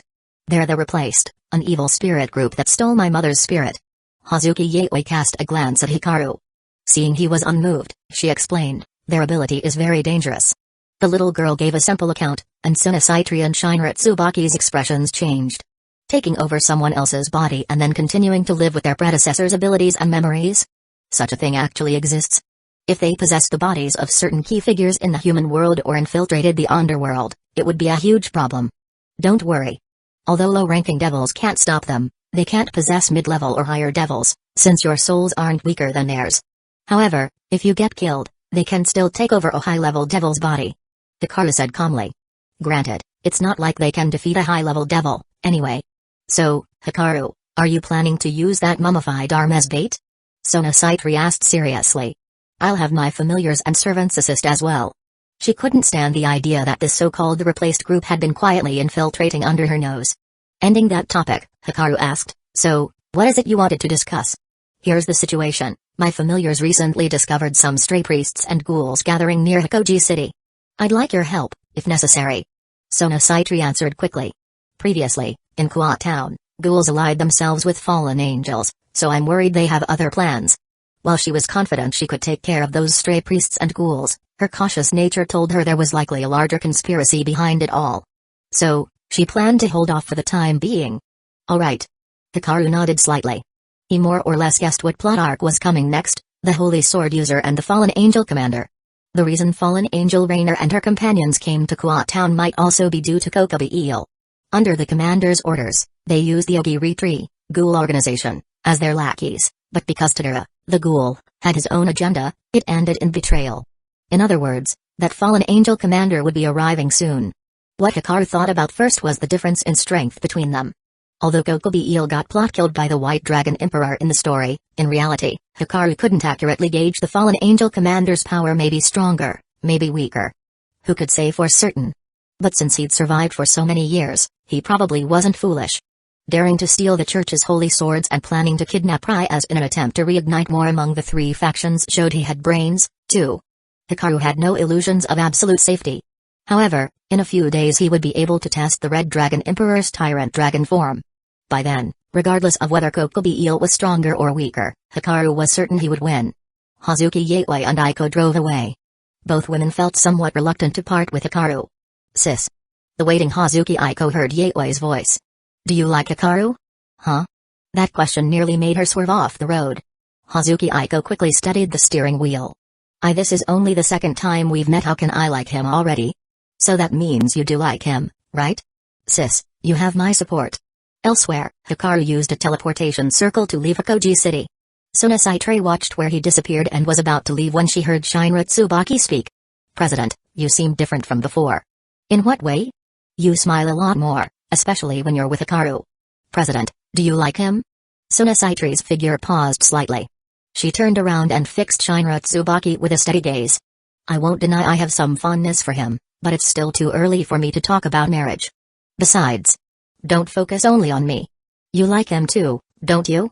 Shinra Tsubaki froze. She was about to say something but was cut off. No need to answer directly. After all, you should know that Ryaz is currently his fiancé. Shinra Tsubaki neither confirmed nor denied it. But that wouldn't be enough to make her give up. In the underworld, it's not uncommon for male devils to have multiple partners. Such a small obstacle could be overcome. Chapter 60, Valper Galilei, Washo, and Kokobi Eel. One day later, a member of the replaced named Oswald, wearing a suit, appeared in a forest. Surrounded by chirping birds and fragrant blossoms, his mood gradually sank. Upon reaching the bottom of a waterfall and discovering that the wooden box buried alongside the skull had vanished without a trace, his spirits instantly plummeted. Just then, an old woman holding a tin staff appeared behind him. "This won't do, Granny. I went to the trouble of setting up a whole Warring States era roleplay for you to keep watch here." Oswald narrowed his eyes and walked toward the old woman, smiling. I don't know. All I know is that late last night, a group of people suddenly barged in. They killed all the spirits here, and I think they took the wooden box as well." "Oh? Who were they?" "Well, one was named Hazuki Yateway, and there were others, too." "I don't know. I really don't know anything." Seeing the old woman in such a deranged state, Oswald placed a hand on her shoulder. She had been like this ever since he discovered her as an evil spirit, granted her power, and assigned her this task. Now that he had the information, it was time to deal with the aftermath. "Don't worry, Granny." Right after he spoke, the old evil spirit's body suddenly swelled before exploding into a swirl of black miasma that dissipated into the air. Oswald took a deep breath, inhaling the miasma through his nose and mouth. When you do something wrong, you have to take responsibility. He then turned to look at Monk Tenkai Nankbu and Dorothy. "Looks like someone else took it." "It was indeed moved, I can sense its presence," the old monk said calmly. Failing in her surveillance and then simply finding peace was too easy a way out. "My apologies. But I just can't stand those who can't speak human language." Oswald put his hat back on. Hearing this, the monk shook his head. "No matter what, we must get it back. That mummified arm is absolutely essential to our goal." "Leave it to me," Oswald said with a shrug. "Then go quickly. We need to prepare a powerful body as soon as possible. We can't keep the guardian spirits waiting," the monk said. "I think we still have plenty of time, right? After all, no one's noticed us yet." Oswald shrugged again. "By the way, any new information from the washout Tsuniyoshi's side?" "They've already made contact with the stray priest and met Valper Galilei, the church apostate who heads the Holy Sword Users Project. Through him, those ghouls heard the voice of a cadre from the Child of God observers," the old monk said quietly. "They say simply hearing that person's voice made them sense a terrifying majesty and power. If an evil spirit appeared before him, it might be destroyed on the spot." "How scary. And what about that exorcist in town?" Oswald went on. "They've halted for now. Word is that this cadre from the Child of God observers will be active in both Hyuga City and town. We just need to focus on retrieving that arm," the monk replied. After that, the three high-level members of the replaced left, using the network they had built over decades to gather information on Hazuki Yateway. "I'll go meet her, okay? I'm really interested in her story. Maybe she's the same as us, taking over someone else's body," Dorothy said, raising her hand. No one objected. After all, the girl Dorothy had taken over had once been in the same elementary school as Hazuki Yateway. On a dark, windy night, at an abandoned factory near Hyuga City, a large number of ghouls and stray priests knelt in a gathering, faces filled with fear, worship, and fervor as they looked upon the being seated on a floating throne. He was clad in a jet black robe, his refined, pale chest visible through the open collar. Long black hair flowed down both sides like waterfalls. 10 black wings, 5 pairs stretched out behind him, perfectly symmetrical, and his eyes shone a blood-red hue. Kokobi Eel, a high-ranking fallen angel, lounged on the throne. Simply looking at him radiated a bottomless sense of oppression. "Valper, how's the research on the Holy Sword going?" "Most esteemed Lord Kokobi Eel, it's progressing extremely well. I've already chosen a suitable priest as the Holy Sword's host, and he's a perfect match," a short man said, bowing low. "I heard that before I arrived, some fallen angels sneaked into town and clashed with the devils there. Is that right?" Kokobi Eel asked casually. "Yes, that's correct. They were going around in your name, forming an alliance with the local ghouls to seize the sacred gears within human bodies. But they ended up being taken out by a freelance extraordinary individual," Gapar explained. He had looked into these matters long ago. "Humphrey. Sacred gears, huh? Ever since the war ended, Azazel's been focusing on nothing but useless research like that." Kokobi Eel's voice carried a hint of resentment. As for the freelance extraordinary individual Valper mentioned, Kokobi Eel thought nothing of them. From his perspective, even coming to this city leading a group of burdens all the way from Europe to snatch the church's holy sword and relocate it was beneath his station. But without doing this, achieving his goal would be difficult. Chapter 61, Thoughts holding Leviathan and the Devil King Lucifer's younger sister captive, and on top of that seizing the church's holy sword. If he could wield that sword himself, he would kill the two of them with his own hands. Neither the underworld nor heaven would stand by and do nothing. The precarious balance of their Cold War would be broken in an instant, and the war that had been on hold for thousands of years would rage once more. Just the thought of a grand three-way battle made Kokobe Eel's blood boil with excitement. As for whether he could actually achieve his goal, Kokobe Eel hadn't considered that question at all. He was a high-ranking officer among the Watchers of the Son of God, a fallen angel who had once clashed with the God of the Bible in the three-way war and survived. Even across the entire three realms, his power ranked near the top. So what if Leviathan and Lucifer's little sister were pure-blooded high-class devils? With his strength, he could kill more than 10 high-class devils single-handedly. As for those fallen angels who had failed before, Kokobe Eel paid them no mind whatsoever. Lesser fallen angels weren't even qualified to meet him. In war, they were just expendable cannon fodder. If they died, they died. After mulling it over, Kokobe Eel's figure vanished from the spot. Down below, the apostate priest and the ghoul dared not stand up until long after he was gone. Only then did they each depart. Elsewhere. After Hikaru parted ways with the Hazuki sisters last time, they had been in more frequent contact than ever. Given the special nature of the possessed, Hazuki Yaoi would send Hikaru an email every night. There were no restrictions on what the email could contain. It could be a situation report or just mundane matters. Hikaru would give it a quick glance and, if it wasn't important, reply with only a brief response. Besides dealing with the possessed and Kokobe Eel, Hikaru spent even more time each day clearing out the lingering souls within his sacred gear's internal space. Even though he had temporarily lent out the soul banner, he had other methods at his disposal. Over the years, the residual souls of previous Red Dragon Emperors had accumulated, becoming something akin to a curse. By now, Hikaru had fully incorporated Senjutsu, immortal arts, into his training. Though he still needed time to master more complex techniques, removing a curse posed little trouble. Day by day passed. On the night before Saturday, within the deepest layer of the Red Dragon Emperor's gauntlet sacred gear, Hikaru finally purified the last wisp of the Red Dragon Emperor's remaining soul. It was rather like clearing the final stage in a game. This last remnant was more stubborn than all those before it, but it couldn't hold out forever. After half an hour of using his immortal arts and life aura in a war of attrition, he succeeded. In that moment, Hikaru's life aura, once scorching hot like the blazing sun, slowly faded, changing from a radiance so intense it inspired awe to a gently drifting, transcendent presence. Even Hikaru himself could sense how obvious this change was. "Hikaru, you feel different from before," Aizen said worriedly. "Did something happen? Could it be from too much drinking and other excesses?" It's all my fault. If not for me, you wouldn't have ended up like this." At that, Asia's mood plummeted, blaming herself for the changes in him. "It's not your fault," Hikaru replied, still in high spirits. In truth, it was the result of his senjutsu breakthrough. Originally, his life aura was burning and resplendent like the sun, but purifying the lingering souls over several days had tempered it to become internalized. Not only were his internal organs strengthened, but his lifespan also greatly increased by at least a few thousand years. Really?" Asia asked, worried he was just trying to comfort her. But seeing his honest gaze, she immediately believed him. "Come over here, Asia." "Oh, okay." Her eyes were already going hazy. Spring breezes blew along the road, where flowers and greenery bloomed in competition. At Arire's invitation, Hikaru visited her home once more. Come in, Arire's already waiting for you in her room," said Sayuri, greeting Hikaru eagerly as she took the gift he brought. "I won't bother you two. There's still a while before dinner." She bustled him toward the second floor, then covered her mouth to stifle a giggle. Yet when she saw his tall figure, she felt an unaccustomed flutter in her heart and silently berated herself. He was, after all, her daughter's boyfriend. How could she allow such thoughts? Upstairs, Hikaru knocked on the door, and Arire's voice called out from inside, "Hikaru? It's open, just come in." Chapter 62, Very Smooth. After walking in, Ariri was in the middle of creating something. Her creative process consisted of taking selfies with her phone while wearing a red capel, sheer black pantyhose, and an old-fashioned pair of round black glasses. Her silky, lustrous golden hair was done up in twin buns, and the slits on either side of the dress revealed flashes of her enticing skin tone.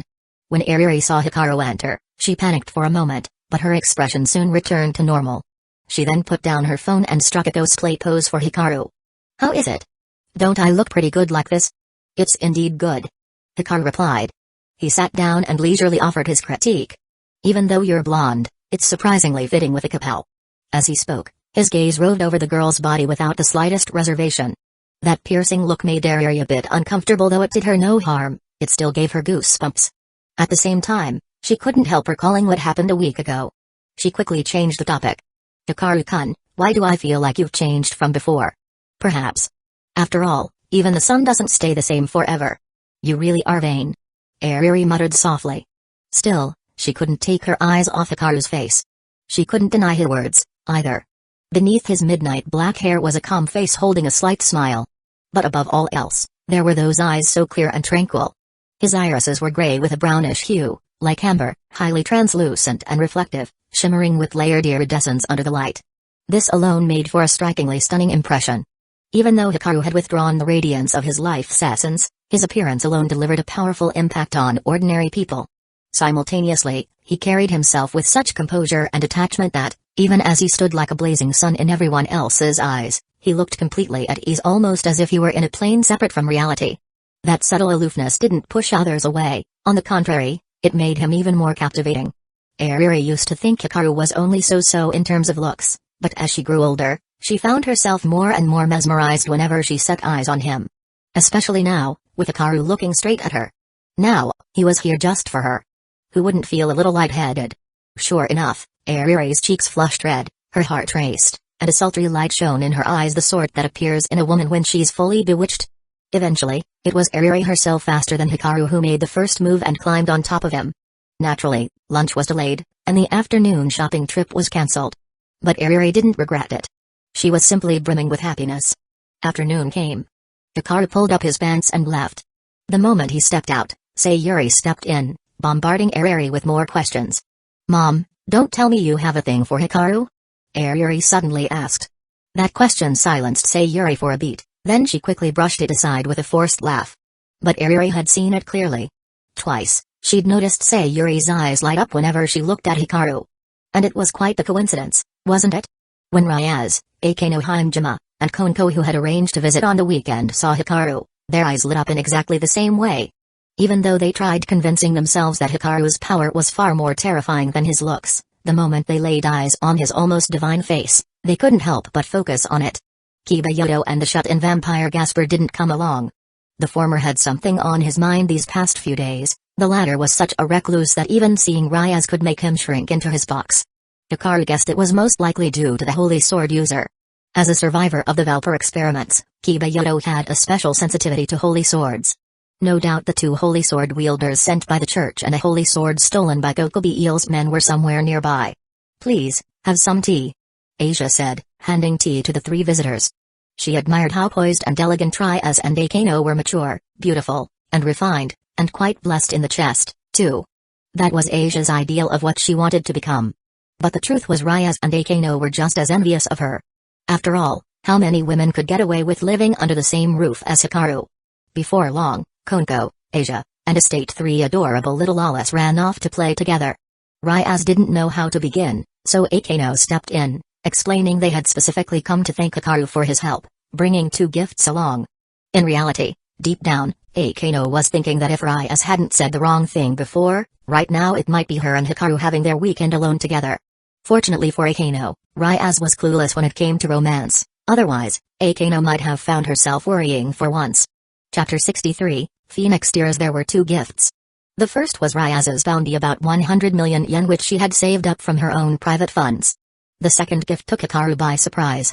It was 2 bottles of Phoenix Tears from the Phoenix family. In terms of monetary value alone, you could call these priceless. They're extremely difficult to produce, and their effect is extraordinary. Just 1 drop of the tear can instantly heal any injury. In other words, as long as you're not dead, it can bring you back. These were sent by the head of the Phoenix family. He said it's to thank you for knocking some sense into his arrogant son. Hikaru accepted them without hesitation, as he felt he earned them. Is there anything else you'd like? I'll do my best to make it happen, Ryaz asked. She knew it was inappropriate to value an engagement purely with money, but she didn't have anything else substantial to offer at the moment. Hikaru thought for a few seconds, then answered, I recall that space magic in the underworld is quite advanced. Let their construction crew come over and expand my house. He remembered that, in the original story, Ryaz had used space magic, bringing in an underworld construction team to remodel the protagonist's small, 2-story house. It looked unchanged from the outside, yet the inside was as large as a mansion. Besides that, does the Greenery family have any magic manuals for training in destruction magic? Having the place expanded and providing magic manuals is no problem. But destruction magic isn't something just anyone can learn. It originated from the Bale family of the Great Demon King. Because my mother is of the Bale bloodline, my brother and I can use destruction magic. Ryaz understood Hikaru's remarkable aptitude for training. Developing magical power wouldn't be strange, and even as a human, he might manage light-based powers with effort. But destruction magic, how could someone even train that? It was a power that she and her brother had from birth. Essentially, Ryaz was offering him other types of magic manuals, not wanting Hikaru to waste his time on destruction magic. I'd still like to try. Who's to say I won't succeed? Hikaru shook his head. He believed strongly in his passive skill. Heaven rewards diligence. And in his view, destruction magic might simply be a special method of weaving or structuring magical power. If it truly proved impossible for him, he could at least study its traits and adapt his own magic to imitate it. It would take time, but it wouldn't be overly difficult. If you insist, I'll bring it next time. Destruction magic was traditionally a closely guarded secret. But at this point, Hikaru was her fiancé, so the usual restrictions didn't carry as much weight. You all should focus on training, too.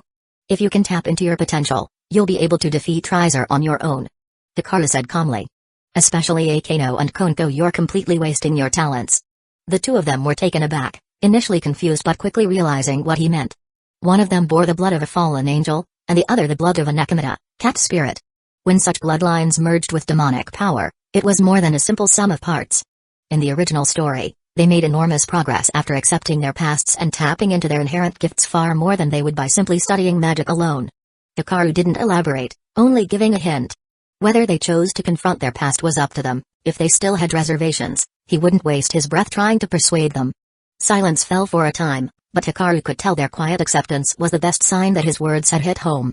Ryaz stepped in to ease the mood and change the subject. Hikaru, last night my familiar reported there's a priest operating near Kuat town, and Suma's side is seeing the same. She already told me. Hikaru nodded. Just be careful, all of you. Ryaz paid little attention to that last bit of be careful. But she was surprised that Suma had, once again, contacted Hikaru before she had. Ryaz and the others stayed at Hikaru's place until the afternoon before heading out. Both she and Akeno were once again taken aback by Hikaru. He was handsome enough already, and on top of that, he cooked so well. It was almost unfair. Dusk fell. Ryaz, Akeno, and Konko walked back together. Noticing the worry on Akeno's and Konko's faces, Ryaz wanted to comfort them but didn't quite know how to begin. She understood their pasts and why they'd closed off their hearts. Let's stop by the school. We'll have a talk. Before long, they arrived at the Occult Research Club. Ryaz laid everything out. The choice is yours, I won't force you. But Hikaru is right that until you accept your past, moving forward will be difficult. At those words, Akeno and Konko exchanged glances. They truly had given it a lot of thought. If they could use that power, perhaps Ryaz wouldn't have been left so helpless when Riser kept pushing for the marriage. Right then, though, Ryaz received a message from her familiar. Her expression turned serious. A church exorcist wants to meet with us. Chapter 64, Zenovia and Irina Shido. They met again in the Occult Research Club. Because of the other party's sensitive identity, Ryaz called in all her servants except the shut-in vampire back home. The moment Kibayoto laid eyes on the two visitors from the church, he glared at them like an enraged wolf. In his past, he was one of the few survivors of the church's Holy Sword compatibility experiments. After being captured by Valber, he and his companions underwent inhumane human experimentation. Ultimately, all who were deemed unqualified were secretly executed. Kiba barely escaped with his life. As he was on the verge of freezing to death, Ryaz happened to find him and take him in. As a result, he hates the church even more than devils do. Even if, this time, the church had sent two female holy sword wielders. One was tall, with short blue hair and a green highlight in her bangs. The other was slender, with distinctly Japanese features and her coffee-colored hair in twin pigtails. The former was Zenovia, the local one was Irina Shido. Irina got right to the point. Not long ago, the holy swords kept by the Catholic Church in the Vatican, by the Protestant Church, and by the Eastern Orthodox Church were stolen during transport. According to intel from the Church's information department, the culprit is Gokubail, a cadre of the Watchers of the Son of God. And he's hiding out in a city near here with the stolen holy swords. Hearing that key name, Ryaz was momentarily stunned. Kokubail? The fallen angel recorded in the Bible? The Bible, it records everything related to the God of the Bible. It includes countless names, but those who actually fought against God are in a category of their own. Even a devil like Rya's Nukokobi was a powerful fallen angel who once fought the biblical God, surviving since the ancient three-way war. Other figures on record from that era include the 4 original devil kings of the underworld and the 4 seraphim who serve God in heaven. Kokobi-eel's name stands on equal footing with theirs. Is that information reliable? Ryaz asked, her heart tightening. She'd only heard of such a being in legends. Now, hearing that Kokobi-eel had stolen items from the church and was lurking near Kuat Town, the area under her jurisdiction, was alarming. No wonder her familiars had reported more stray priests and ghouls lately. Absolutely. Otherwise, we wouldn't have bothered coming into a devil's city. Zenobia said coolly. We're only here to ask that you refrain from getting involved. Naturally, Ryaz wasn't pleased by their attitude. Although the meeting ended on a sour note, both sides left with the information they needed. The church confirmed the fallen angels were acting on their own, not in league with devils. Ryaz learned it wasn't a combined plot by multiple factions to break the balance, and that was enough.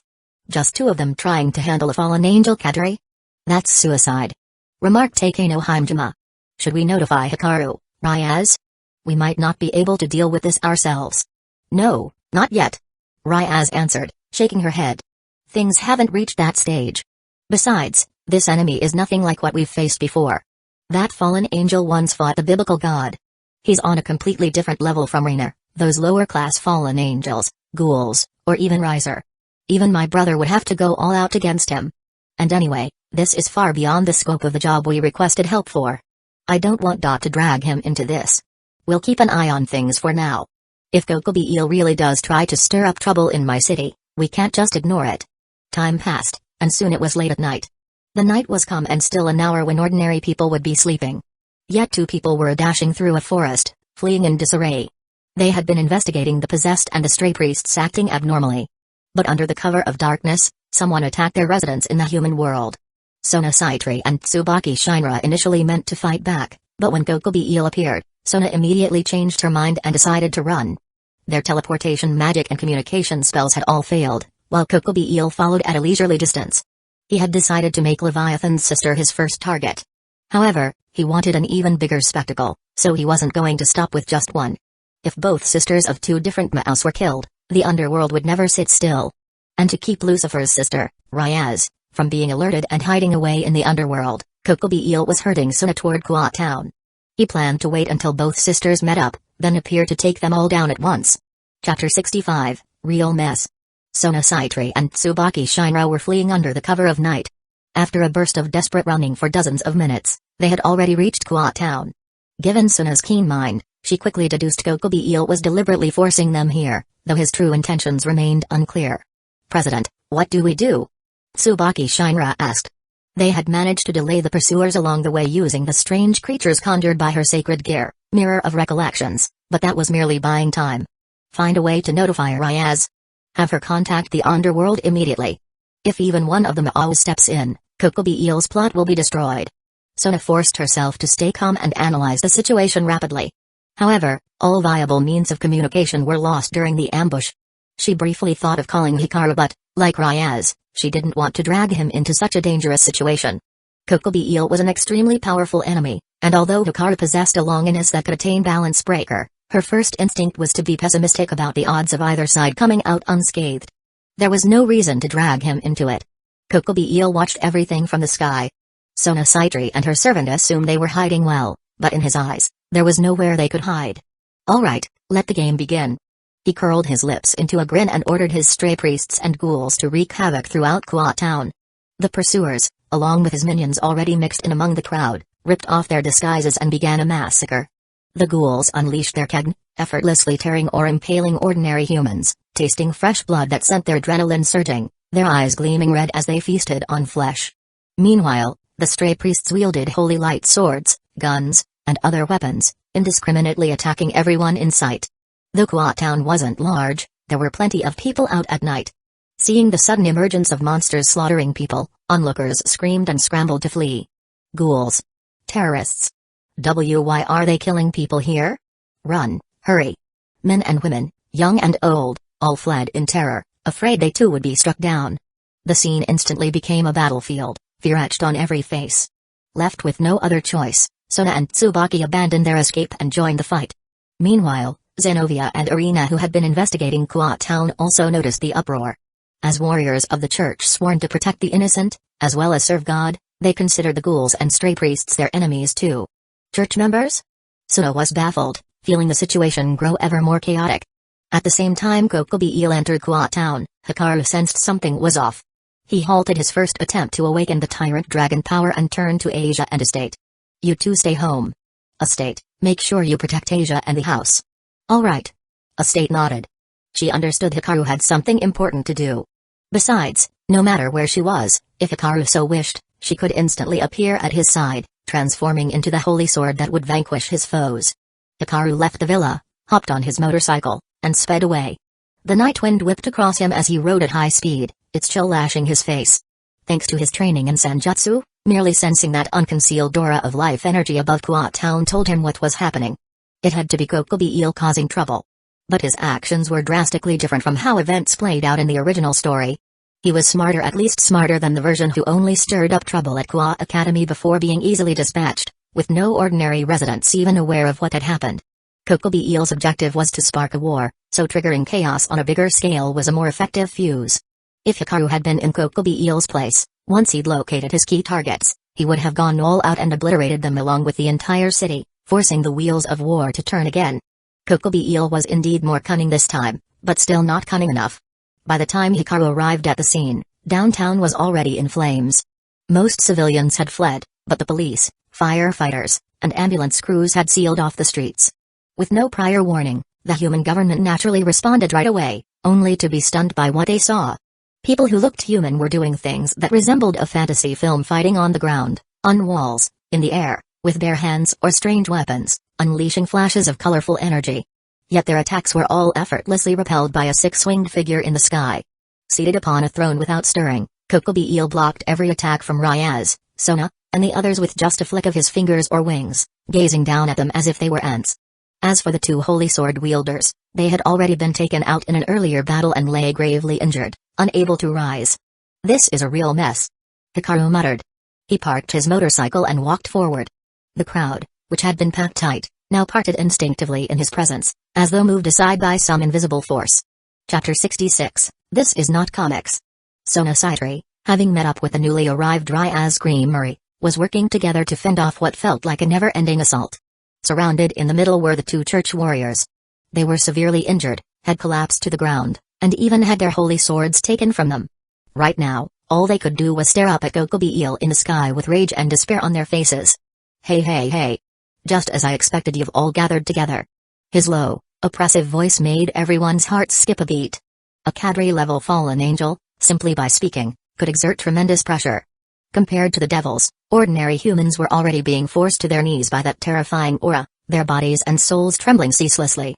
At Kokobi Eel's words, the ghouls and stray priests paused their onslaught. Standing in front, Ryaz glared upward, her brows furrowed.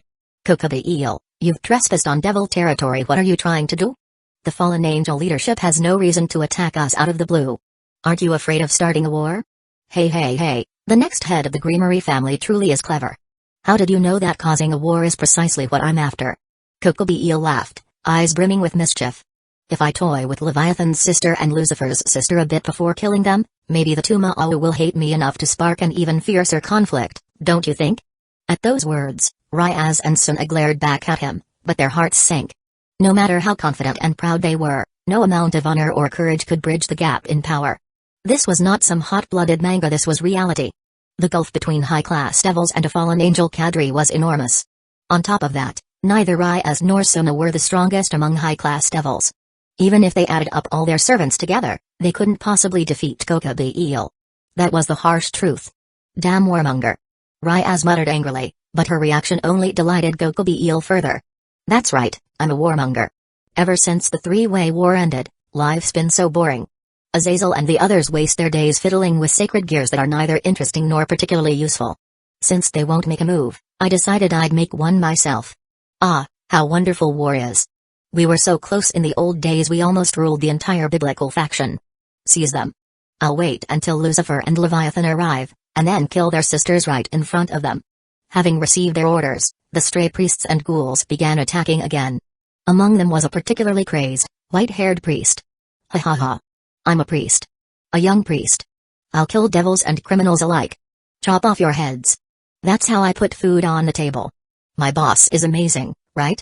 He's so insanely awesome I can't help but follow him. Plus, he gave me this awesome thing. He held the stolen holy sword in his hand.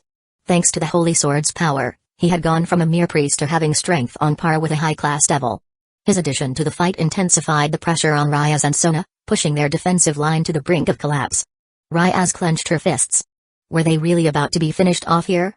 With no options left, she suddenly heard a sound slice through the air from afar. Sensing something, the white-haired priest Fried ceased his attack on Ryaz and raised the holy sword to block. Clang! A crisp metallic impact echoed. Sparks flew off the blade, yet there was no visible projectile, only droplets of water fell onto the ground. The other attackers, though, didn't have the holy sword's protection. Water-formed arrows, augmented by magic, turned them into pincushions. In the blink of an eye, more than half lay dead. The precarious defensive line became secure in an instant, prompting everyone to look around at this new development. What the hell just happened? Fried growled, halting in frustration. Could that be Hikaru? Suna murmured. She recognized that water magic it belonged to the Saitri family. At the same time, she realized in astonishment that the crushing aura Kokobi eel radiated had faded. Was it because Hikaru had appeared? But how? Their foe was a fallen angel Kadri, in a whole different league than Riser or Kishimojin. So it was you who ambushed me, you little punk? TCH, I'm gonna cut you into pieces. Fried spat on the ground, then took hold of two holy swords and dashed toward Hikaru, moving at near blur speed. The swords greatly boosted his physical abilities along with his arrogance. Fried believed he could easily hack down every devil here. Facing the attack, Hikaru's expression remained unchanged. With a slight tilt of his body, he evaded Fried's slashing blow. Fried tried a series of follow-up strikes, but Hikaru stood in place, feet rooted firmly, making every attack miss as though it were swinging at thin air. Fried's eyes widened, his face flushing with anger. Yet Hikaru gave him no chance to continue. Moving like a phantom, Hikaru appeared at Fried's side, snapped his wrist, and before he could scream, seized the dropped holy sword midair, flipped the blade, and drove it straight into the priest's heart. There were no wasted movements, no hesitation, he took down a holy sword-strengthened priest just like that. Such a weak foe wasn't even worthy of facing Hikaru's Longinus balance breaker. Oh? Seeing Hikaru so easily dispatch his subordinate, Kokobi Eel looked genuinely surprised. Chapter 67, You'll just drag me down. Valper worked very hard. After obtaining the holy sword, he poured all his effort into researching the new holy sword factor. Following the deaths of numerous stray priests, Fried stood out among them. Having had the holy sword factor injected into his body, he was able to wield the power of multiple holy swords at once. Even within the church, that would make him a first-rate warrior, on par with a high-class devil or a fallen angel. But this newcomer had dispatched Fried as easily as slaughtering a chicken, so Kokobi Eel was naturally surprised. Beyond that initial shock, however, he had no other particular thoughts. He'd encountered many geniuses before, and the only ones who could truly compare to him were those few among the three factions. Even the heroes of the hero faction were just a bunch of hot-headed kids playing hero games. Hikaru was unknown, though his name did appear in the Bible. But the fact that Hikaru was human piqued Kokobi Eel's curiosity. You, boy. A human, why side with the devils? Hikaru's expression remained calm. Why should I need to explain my actions to you? Not bad. Up till now, no human has ever dared to speak to me like that. You're the first. If you manage to survive tonight, perhaps you'll have the honor of making it into the Bible. Kokobi Eel narrowed his eyes. The only opponents worthy of me are the Ma'au of the underworld and Michael and his ilk in heaven. But while we wait for them, I suppose I'll enjoy a little pre-show with you. Hey, you kids from the Greenery and Saitri families, when are your elders coming? No one replied. All the girls simply glared at him in anger. In fact, before Ryaz could act, Sona Saitri had already secretly contacted the underworld once Kokobi Eel's barrier was undone. The response was that her older sister would arrive soon, bringing an army. Although she disliked troubling her family, the situation had gone far beyond what she and Ryaz could handle alone. Ryaz and Sona stepped up behind Hikaru. Hikaru, we'll help you. Kokobi Eel's power is on par with Ma'au. If we all fight together, we can hold out until the underworld's reinforcements arrive. Hey, I can hear you all quite well. If reinforcements are coming, maybe I'll take my time killing you. Kokobi Eel burst into laughter, the power radiating from him shaking the space around them. As he moved, and at Ryaz's and Sona's orders, All of their servants gathered behind Hikaru. They were aware that Hikaru had a longinus and could access its balance breaker. Their plan was to give Hikaru every ounce of support until help arrived from the underworld. As long as no one died before then, it would count as a victory. To be honest, your courage and faith nearly bring tears to my eyes. Kokobi Eel rested his right hand on the throne's armrest as he spoke in a leisurely tone, his expression swiftly twisting into something icy and ferocious. You must be kidding. Filthy devils should all be killed. The sight of you putting on such faces makes me sick. But you won't have to suffer much longer. While he spoke, Zenobia slowly came to. Noticing that Kokobi Eel's attention was elsewhere, she struggled upright with a pained expression, sprinted forward in a few quick steps, and leapt up. Tapping into the holy power within her, she drew forth a massive, wild-looking sword from thin air. The holy sword Durandal.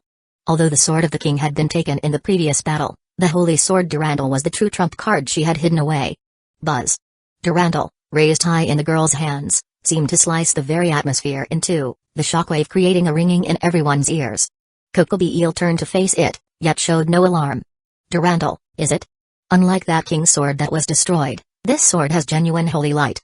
But he casually bent a finger in a flicking motion, and an invisible force sent Zenobia flying backward. No matter how strong the sword, it depends on the wielder. Girl, you can't handle Durandal at all. Compared to you, its previous owner was the real deal. Zenobia, flung through the air, was caught by the newly awakened Arena. They tumbled together in a heap, completely out of the fight. Kokobi Eel shifted his gaze back to Ryaz, Sona, and the others, who stood ready and alert. You've got some courage to challenge me. That alone is praiseworthy if nothing else.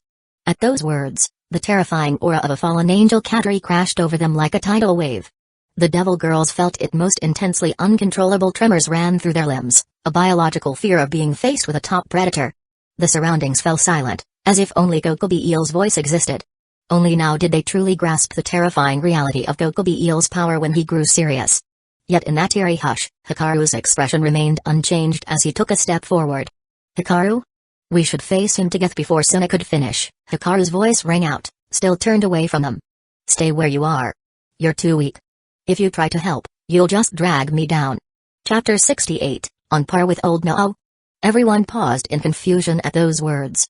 In a situation like this, was he really admonishing them so bluntly? Could a human even say something like that? Yet, seeing Hikaru proceed so steadily despite the immense pressure, it did seem he had a point. But now wasn't the time to be stubborn. Ryaz, on the other hand, grew anxious. Hikaru, if we just hold out until the underworld's reinforcements arrive. You alone before she could finish, Sona grabbed her arm. Ryaz, if Hikaru says so, he must have his reasons.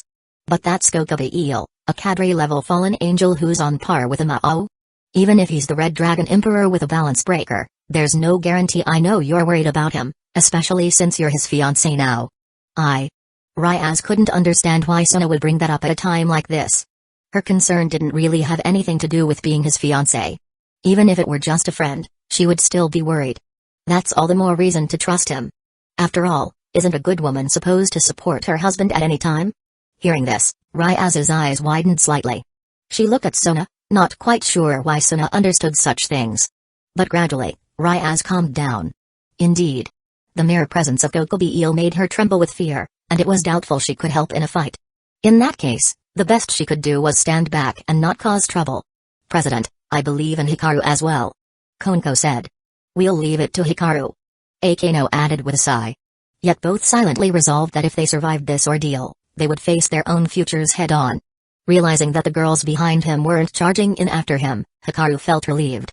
He genuinely feared they would rush forward like characters in a hot-blooded manga, spouting lines about friendship and bonds, and then just complicate things. Luckily, they understood their own limitations. As for Kokobi Eel, Hikaru felt no particular emotional response. True, the pressure from a fallen angel cadre was far greater than anything he had experienced before, but that was about it. After all those years of hard training, if he couldn't handle even one fallen angel cadre, how could he ever hope to slay those countless rogue gods out there? By his calculations, if nothing unexpected happened, dealing with Kokobi Eel would fully charge the Dimensional Gate's energy to 100%. The boosted gear Red Dragon Emperor's Gauntlet and Tyrant mode had never been meant for a mere supporting villain like Kokobi Eel.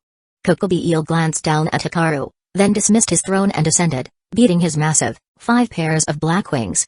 The overwhelming pressure ramped up further, intensifying the strain on Ryaz, Sona, And the others? Ha ha ha ha ha. Oh.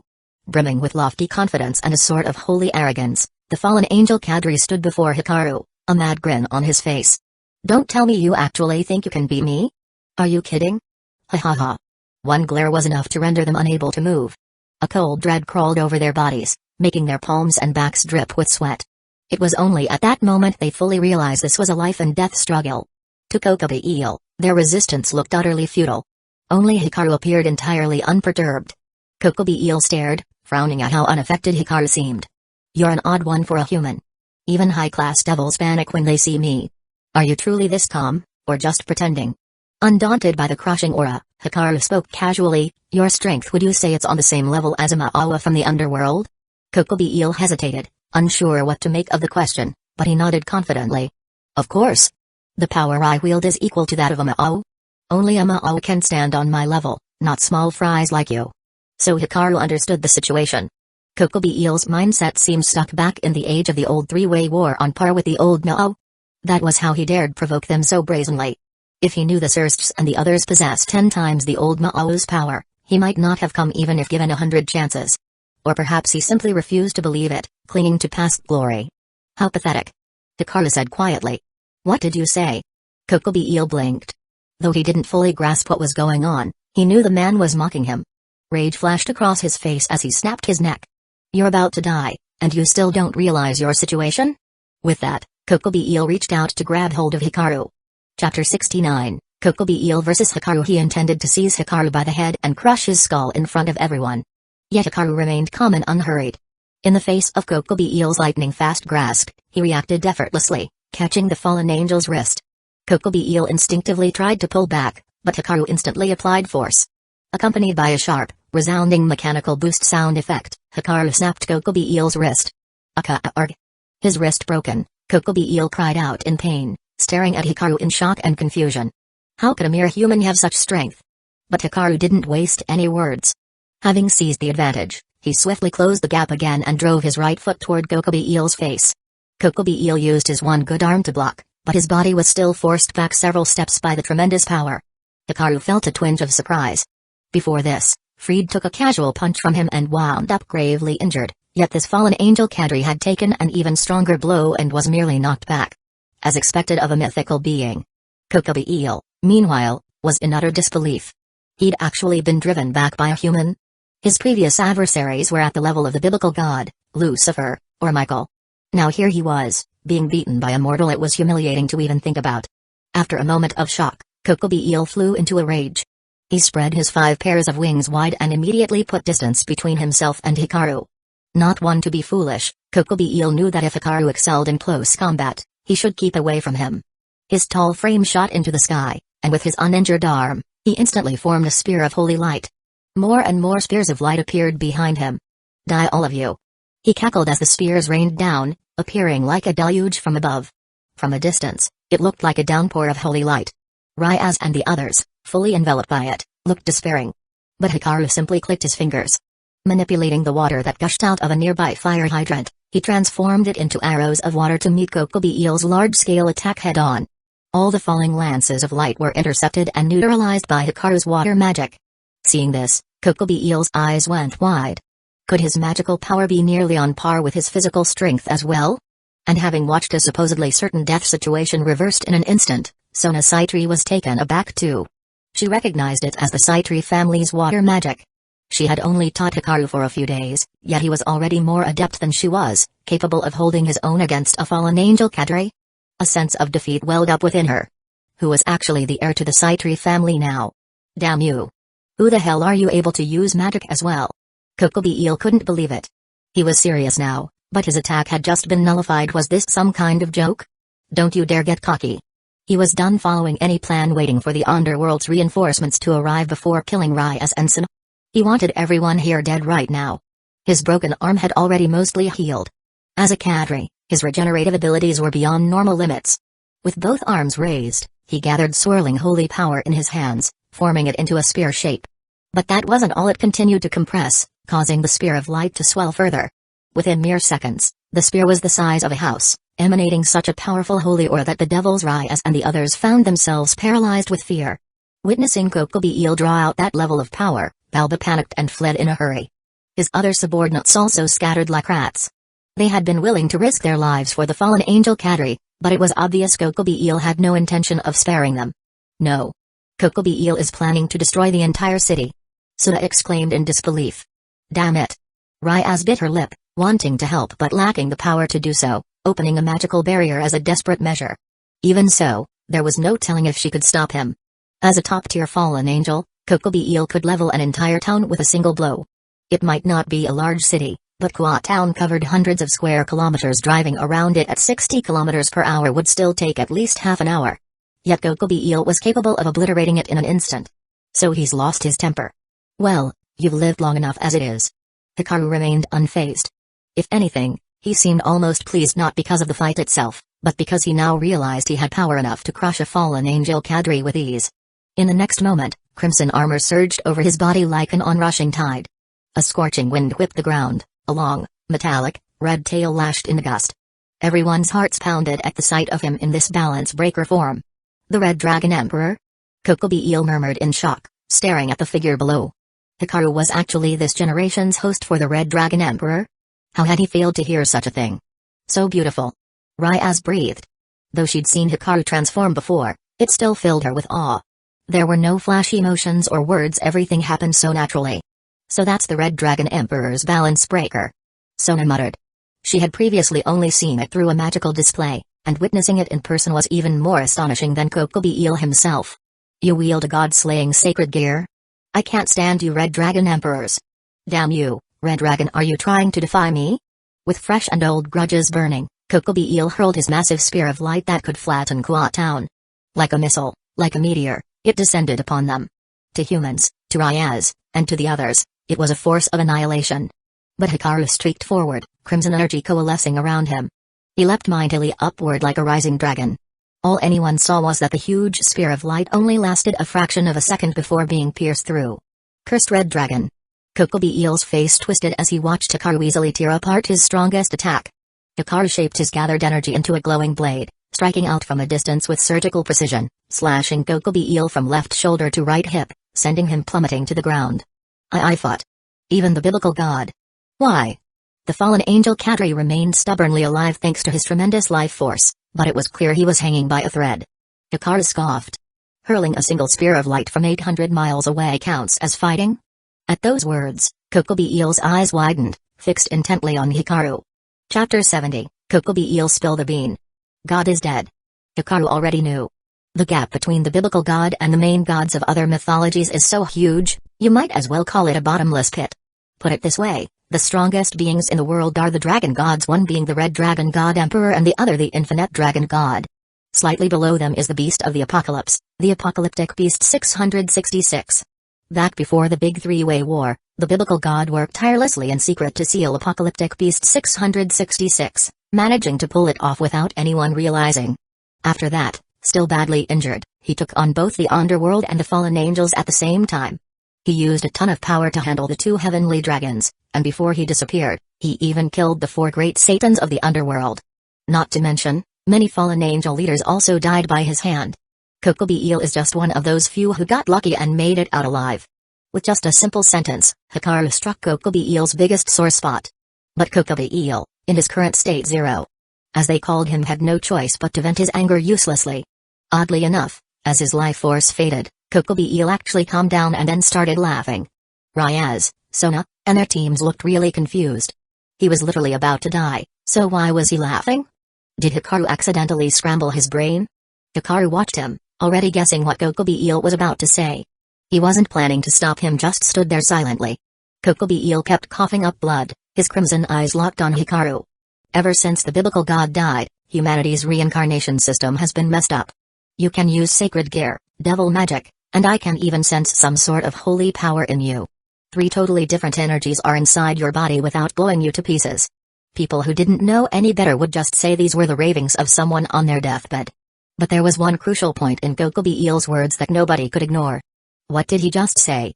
Ryaz was at a loss. He said that the biblical god is dead? Probably just the nonsense of a dying man. The biblical god is the ruler of heaven, there's no way he could actually die. Suna raised her glasses. She'd felt her heart skip a beat at first, but quickly got it under control. Hearing this, Kokobi opened his bloody mouth in a grin. Ha ha ha. Didn't think I'd learn something this interesting right before dying. So, you guys really had no clue, huh? Just as I thought, nobody in charge would dare let their subordinates know. In that war between the three factions, not only did the four great Satans get killed, but the biblical God also fell. No way. God is the embodiment of law and order, the Lord of hosts, the one and only God above all other deities. Zenovia, gravely injured yet suddenly bursting with renewed strength, stood up to deny his words. She looked about as panicked as a die-hard fan who just heard their idol had died. The other church members tried to calm her and Irina down. Nothing's impossible. Even gods can die. Think about it, humans, who used to be nobodies, are now hot commodities for both the underworld and heaven. And the number of restless spirits roaming the earth keeps going up. That's because with God gone, the world's laws are screwed up, so messed up that devils and angels alike can barely keep it together. That's impossible. Absolutely impossible. Zenovia mumbled, trembling. The strong, confident look on her face was replaced by total shock and denial. She was a warrior forged by pure faith, her devotion to God was stronger than anyone's. Ha ha ha. Then go on living in your delusion forever. Kokobi laughed like a madman. While he laughed, he kept his eyes on Hikaru, hoping to spot some panic or despair in his face. But what floored Kokobi was the fact that Hikaru's expression hadn't changed in the slightest. It was like the news of the biblical god's death didn't matter to him at all. To Hikaru, it didn't really matter if the biblical god was alive or dead. Actually, with God gone, the world system that maintained everything started glitching, which he found rather convenient. If the biblical god were still around, he could have easily set up a rule preventing anyone from forcibly stealing sacred gears. After all, they were all his creations, and changing a rule like that would have been no big deal for him. You're not surprised at all? Kokobi looked disbelieving. If he could witness Hikaru losing his cool just like the others, then Kokobi could die satisfied. But it wasn't meant to be. Hikaru didn't answer. He just stepped forward. Time's up. Before Kokobi could say anything else, scarlet magic blasted from Hikaru's palm, torching Kokobi body to ash. But that wasn't all. When Kokobi body was destroyed, a dark golden, intangible substance drifted out from the ashes. Can't just let you waltz off and reincarnate, can I? Hikaru gave a faint grin, channeling his life force into a binding spell. He tried to trap Kokobi soul, which squirmed around like a slippery fish while it was also being pulled down into the underworld. Normally, even if Hikaru had perfected his technique, it would have been impossible to snatch the soul of a fallen angel leader. But with the biblical god gone, the entire system has been on the fritz, barely keeping basic things like faith and blessings intact. Even Asia's ability to heal devils using holy light is a sign of how chaotic everything's become. All these factors gave Hikaru just enough leverage to successfully lock down Kokobi soul. After all, he wasn't about to waste such top-tier nutrition. The soul banner would absolutely love it. Without making a scene, Hikaru discreetly pocketed Kokobi soul. When he got the banner back from Hazuki Yaoi's arm, he planned to use Kokobi soul for its next offering. When that was done, Hikaru turned to everyone else. They still stood there, each person's face reflecting their own reaction, completely shaken by the revelation that God might be dead. Even devils like Ryaz and Sona, and their parents, had grown up hearing stuff like, if you're naughty, God will come and get you. Or if you don't eat your veggies, you'll see God. But since they're devils, they could at least snap out of it when Hikaru got close. Zenovia and Irina, though, were in a worse state. They were warriors of unwavering faith. If God was gone, so was everything they believed in. Zenovia looked pained, Irina's eyes were empty. It was like someone had broken their spirits. Hikaru gave a silent sigh. Cult brainwashing. He mused, really does ruin lives. Chapter 71, Aftermath. What do we do about them? Ryaz asked. Sure, they hadn't exactly clicked when they first met, but they had fought side by side. Besides, hearing that God was dead had rattled her too. As long as they're not trying to off themselves, don't worry about it. They'll have to work through it on their own. Hikaru said. If he remembered right, they'd bounce back soon enough anyway. Can't believe it's actually true, God really died. Kokobi must have been telling the truth this time. Ever since I took over my family's business, I've noticed a lot of things that just don't match up with what we were taught. Sona Saitri added as she walked over. That Gishimojin only fell because she couldn't purify a massive horde of those corrupted spirits at once. If God were still around, the angels would have guided at least some of those spirits to heaven, and then she wouldn't have fallen. Sona went on. So I guess that's why the higher-ups have been covering it up, trying to keep the peace. No telling what kind of chaos might break loose if people found out. Hikaru, You have any thoughts on all this? Ryaz asked quietly. Not really, because I already knew. Hikaru answered matter-of-factly. He wasn't about to spill that he was a transmigrator, but there was no need to hide every bit of intel, especially since this was bound to come out sooner or later. I used to be a hardcore materialist, took an arrow to the knee, and I'm still one. You actually got hurt once? Akeno asked in surprise. If he could take down Kokobi Eel with no sweat, who could have possibly shot him? Michael? Some other chief god? Judging by their confused looks, Hikaru knew they had no idea what that arrow to the knee crack meant. He didn't bother explaining. Honestly, even though Hikaru had settled into life here, he still took it all with a "this is just a game" attitude. That was one thing about being a transmigrator he couldn't change. Trying to pass himself off as a genuine native felt like self-deception. Even if the biblical god literally dropped dead in front of him, he wouldn't lose sleep over it. So what do we do now? It's not just the heads of the three factions, other leaders probably know, too. Suna said, a flicker of concern crossing her face. She originally thought the three factions could continue keeping each other in check, maintaining at least a bare minimum peace. But now, warmongers like Kokobi Eel would probably show up more often, and all sorts of people who resent the biblical faction would start crawling out of the woodwork. It's not just the leaders. Tons of people might not know the full story, but they can at least guess. The surge in evil spirits, the unstable sacred gear hosts and transformations, plenty of people are itching to make a move. Kokobi Eel was just the first to jump. Hikaru said in agreement. Anyway, it's not really your problem to fix right now. This battle alone had some serious repercussions, so it's time to use your authority as territory holders and clean up. Yeah, that's priority number one. Ryaz and Sona both agreed. Right away, each of them contacted their familiars.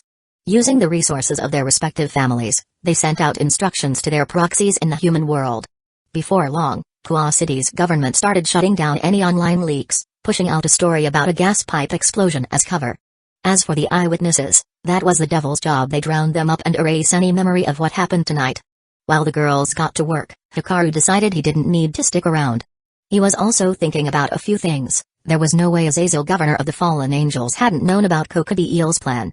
He'd even sent Vali, the White Dragon Emperor, to intervene. After Kokobi Eel was defeated, they'd haul him back and lock him in the underworld's deepest cell with an eternal freeze sentence. Then, as a result of all this, the three factions would finally decide to sit down and hold real peace talks. None of their leaders really wanted another all-out war. That reminded Hikaru of the old Satan faction that would show up during the three-faction summit, trying to restore the old ways and recruiting people for an ambush on the leaders. But the real problem wasn't them, it was the Chaos Brigade backing them. Nobody knew exactly when it had formed, but it had even brought Iphis, the infinite dragon god, on board as a figurehead. What Hikaru specifically remembered was that the Red Dragon Emperor's boosted gear could gain new powers via Iphis. He was pondering how to make contact with the infinite dragon god when he suddenly sensed something off behind him. A swarm of devils from the underworld was flooding the sky above Kua City. Looked like reinforcements had finally arrived, just like how cops in an old crime flick show up when everything's already over. Then again, Hikaru had wrapped things up almost too quickly. Sona, are you okay? Any injuries? Anywhere hurt? Where's that jerk Kokobi Eel? I swear I'll shove his head right up his. Seraphol, dressed in a wildly flamboyant outfit, burst out from the reinforcements, eyes gleaming as she scanned the scene. She locked onto Sona, dealing with the aftermath alongside her peerage. Her eyes went red, and she dove straight at her from the sky. Big sis. Sona froze the moment she realized who was hugging her, her face going totally stiff. Hearing people snicker around them, she tried to shove Seraphol off. Lady Leviathan, I'm fine. Also, please keep it professional. Nope. People always say they're fine when they're really hurt bad. Sona, I'm giving you a full exam right now. Seraphol's eyes sparkled mischievously as she reached out to start poking and prodding, while Sona frantically fought her off and shot desperate looks all around, begging for rescue. Even Ryaz couldn't just watch anymore. She cleared her throat.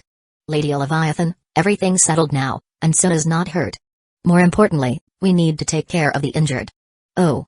You're the Greenery heiress's sister, right? If you're all okay, that's a huge relief. Seraphol reluctantly let go of Sona, suddenly snapping back to normal. But, who took out Kokobi Eel? And how'd they pull it off? As she spoke, her gaze shifted to Hikaru off to the side. Chapter 72, Leviathan's Rewards? Seraphol's face instantly fell, like she'd just seen the apocalypse heading her way. Why is he here? Lord Leviathan, fallen angel executive Kokobi Eel was defeated by Hikaru. If he hadn't intervened, we'd all be dead. Sona Saitri said, her voice trembling at the memory of his terrifying power. What? Seriously? He took down Kokobi Eel? I thought his only big move was going into balance breaker mode? Seraphol looked stunned. I know Kokobi Eel, he's crazy arrogant, but at the end of the day, he's still an executive. His power level's nearly on par with the old Satan faction. How exactly did it go down? Tell me everything. Seraphol demanded, linking arms with Suna. The problem was that Suna didn't really know how to explain. She herself only had a vague understanding of Hikaru's abilities. Just when she thought she had them figured out, he'd blow her mind again. How do you not know? Aren't you two super close? Seraphol asked, looking confused. We're just classmates. Suna said helplessly. Truth be told, Seraphol doted on her so much it was almost smothering. Sure, she appreciated the family love, but it could be a bit much at times. Apparently, Seraphol had assumed her relationship with Hikaru was way deeper than it really was. Sona did wish she could be closer to him, but she'd never had the chance. Wait, so you're the one chasing after him? Seraphol's mind, of course, went straight to the wrong conclusion. That's not it at all. Sona's cheeks went bright red in a flash. Even as her sister, Seraphol's thought process was a total mystery. Wah, my precious Suna's grown up. She's leaving me behind.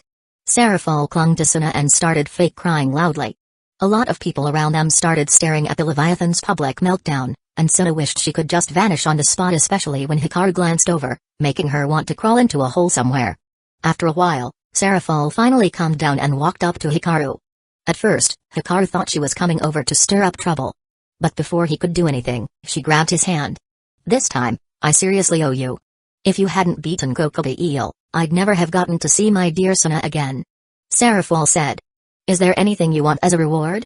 As long as I can grant it, I'll make it happen. How about that dear Suna of yours? Hikaru replied offhandedly. Everyone froze, thinking they must have misheard. Realizing what he'd just said, Suna's face went tomato red in seconds. I'm kidding. Hikaru said with a light laugh. Almost anything you want. But not Suna. Seraphol mumbled weakly. She looked so flustered that Hikaru was tempted to tease her more, but he decided against it. What kind of reward are we talking about here? He asked. Anything within my authority as Leviathan. As long as it's nothing harmful to the underworld, I can grant it.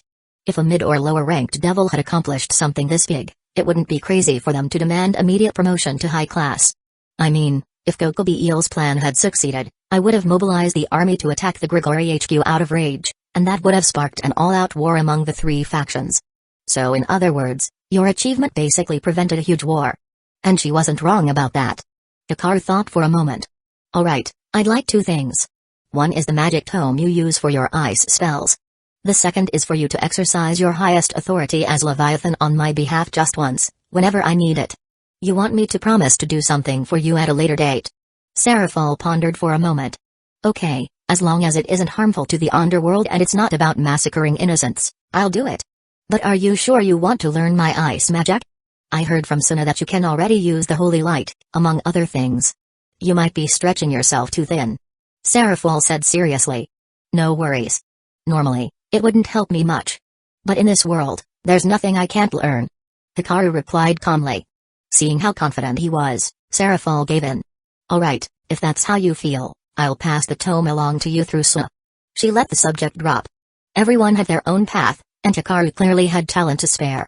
Ugh, after what Kokobi Eel pulled, we're gonna have a ton of headaches going forward. Seraphol muttered to herself, sighing. Hikaru didn't chime in, it wasn't his concern. He turned to the girls. It's getting late. I'm heading home. They all bid him farewell. We owe him one again. Raya said with a sigh. Once you're knee-deep in debt, another favor doesn't really matter. Akano teased. Besides, you're his fiancée now, so why worry about owing anything? If anything, I'm the one on the hook. If I don't sell myself to pay off this debt, there's no way I can repay everything Hikaru's done for us. Her eyes sparkled mischievously. Akano, you. Oh, never mind. Just go look after those two from the church. Raya said, throwing in the towel. She understood Akano's feelings but couldn't figure out the right words to respond. Changing the subject seemed easiest. Chapter 73, could he be the reincarnation of the biblical god? Hikaru rode his motorcycle back to the villa. As soon as he walked in, Asia hurried over, looking worried. Hikaru-san, what happened out there? I heard people shouting and explosions going off. It's handled. Everything's fine now. He patted her head, then ruffled Estate's hair as well. Don't worry. I never go into anything unless I'm sure I can handle it. Master, next time you have to fight, please take me with you. My sword will cut down anyone who stands against you. A state said earnestly. Of course. If it's a dangerous fight, I'll gladly use your power. But this time, fighting Kokobi Eel was enough with just Drig. Hikaru replied with a slight smile. At those words, Drig immediately piped up. Hey, partner, isn't that a bit harsh? I'm the mighty Red Dragon Emperor, you know. If you think you're stronger than a state, then sure, I'll give you that. Hikaru shot back. That one line shut Drig right up. Had he been the original Red Dragon Emperor, he would have bragged about being better than a state and demanded a showdown.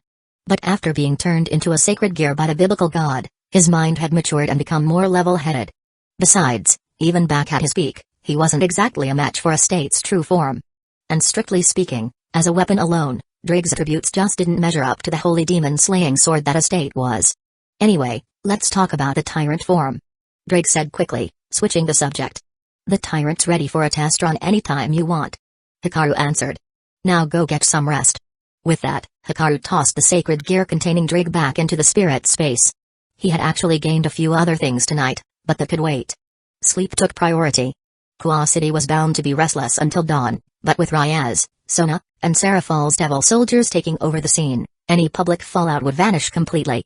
As for Seraphul, after giving out a few orders, she hurried back to Lilith, the capital of the underworld. Inside the Demon King's castle, she found Xerxes and Greyfire at work. You two are here? Where are Falbium and Adika? They went to the border. Things are fine there. Xerxes said, looking up. How about Ryaz? Oh, your sister and mine are both safe, no injuries at all. Even those two female holy sword wielders from the church survived, just wounded.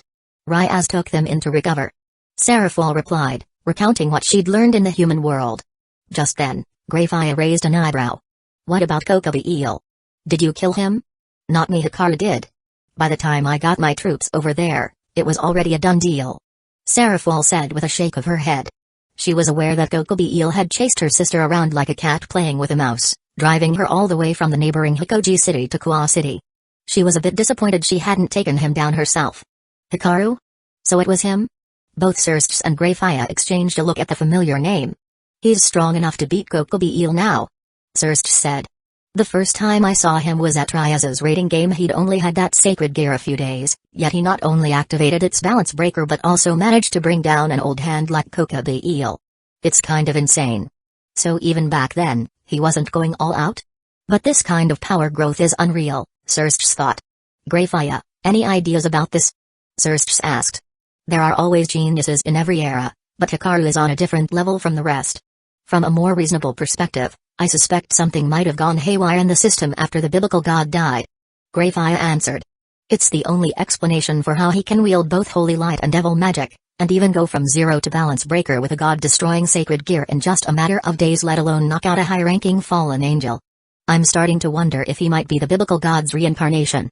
Xerxes said with a wry chuckle. At those words, the room fell eerily silent. Seraphul and Greyfire both stared straight at him. What? Xerxes asked. Please don't crack jokes like that. Seraphul protested. The biblical god reincarnated? That's terrifying, okay? Just hearing that name was enough to give all three of these top-tier devils goosebumps. To devils, stories about the biblical god were basically ghost stories for humans, pure nightmare fuel. None of them pushed the topic any further. I've contacted the Grigori. Fallen Angel Governor Azazel says Kokobi Eel acted on his own, that he had no idea beforehand. He did send someone to stop him, but they were a bit too late. Greyfire said. They also proposed that the leaders of the three factions hold a summit. She added. We don't have much choice but to accept that excuse for now. We can iron out the details at the three-way conference. Xerxes said, nodding. After this mess, it was definitely time they sat down and talked. The three of them got back to work. Once Greyfire left the office, her expression changed. The name Hikaru felt more and more familiar, though she couldn't quite place why. Meanwhile, somewhere else in the human world, a middle-aged man, sporting a mature look and a small patch of blonde hair hanging over his forehead, lounged on a sofa in loose-fitting black robes. He casually sipped from a small sake flask. Then the door creaked, and a flicker of white light flashed when it disappeared. A young, silver-haired man stood there. Welcome back, Vali, said Azazel, glancing over. He'd looked lazy at first, but after noticing Vali was alone, he immediately sat up, his expression turning serious. He had a hunch. That bastard Gokobi eel, what happened to him? He's dead. The White Dragon Emperor said calmly. Chapter 74, thinking of going back to Campione world. He actually died? Who did it, Xerxes or Seraphol? Azazel's expression stiffened. It hadn't even been that long, so how had the underworld been ready so quickly? Neither. It was someone who'd never shown up before. Vali said with a shake of his head. And that person is the Red Dragon Emperor of this era. Azazel's face shifted. Ah, I see. So he's a sacred gear user, just like you. He paused for a moment. A White Dragon Emperor and a Red Dragon Emperor, fated rivals. But you're back here already? I figured you'd at least try fighting him.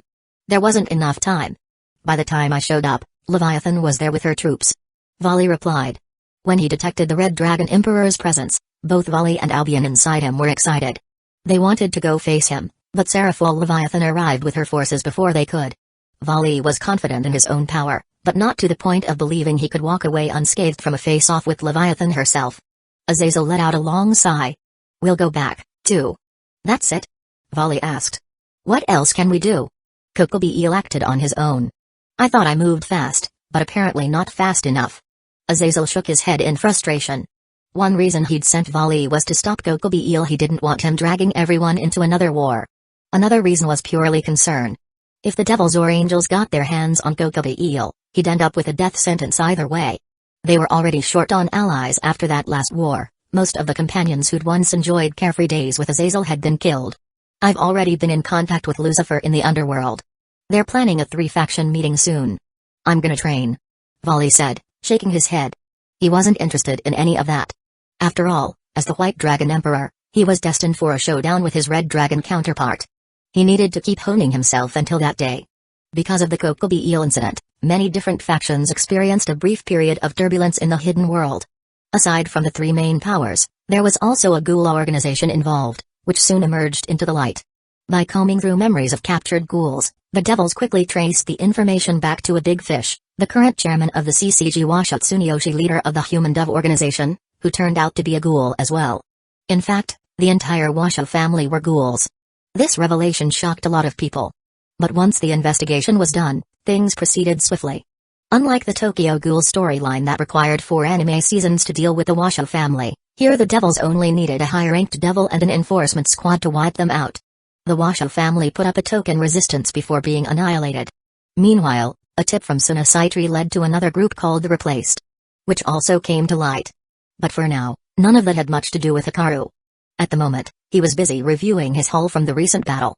Fighting the fallen angel executive not only deepened his understanding of holy light and gave him a clear sense of his current power level, it also earned him access to the ice magic Seraphol used, plus a promise of 1 favor within her authority as a Ma'o. That magic, used by a demon king, would definitely boost his repertoire. As for calling in that favor, he hadn't decided yet. He'd also captured Kokobi eel's soul. Thanks to the Myriad Souls banner, he'd prevented Kokobi eel from reincarnating. But the thing Hikaru cared about the most was that the energy gauge on his dimensional gate was finally at 100%. It was his main motivation for fighting Kokobi eel in the first place. Even a weaker executive was still an executive, and someone who could casually hurl a spear of light from 800 miles away certainly packed a punch. Taking Kokobi eel down instantly filled up the gate's remaining 50%. That meant Hikaru could now return to the Campione, God's lair, world and do what he'd wanted for ages: slay a god. During his first crossing, he hadn't had the chance or the power.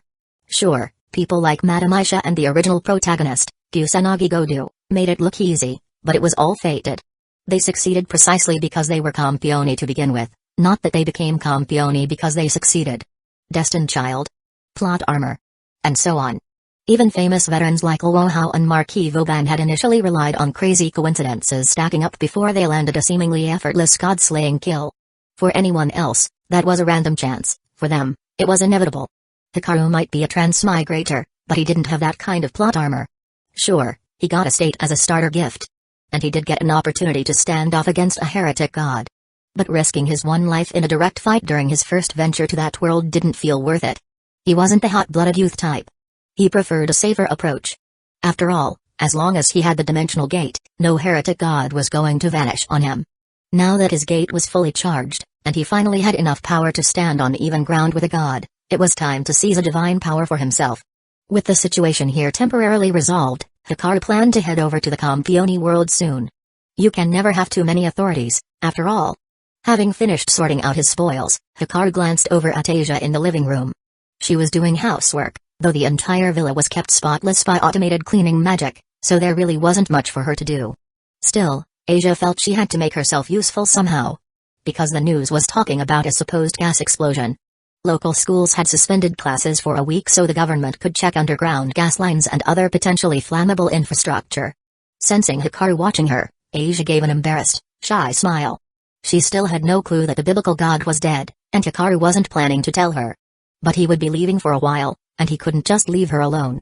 Thinking this through, he decided to give Konko a call. Chapter 75, Arrival in Another World. After Hikaru mentioned he'd be gone for a while and asked her to stay with Asia, Konko immediately agreed. She also gave him an update on the two from the church. After a full day and night of rest, Zenovia had already came to terms with the fact that God was dead. Of course, coming to terms in her case meant falling into a kind of resigned despair, and she ended up accepting Rai as his night evil piece, transforming into a devil herself.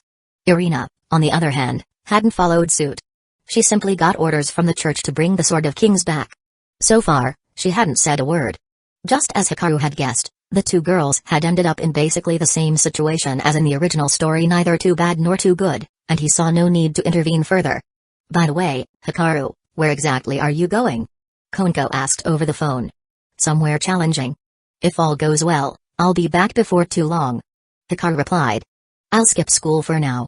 Just have Ryaz grant me leave. If all goes well? That sounds dangerous.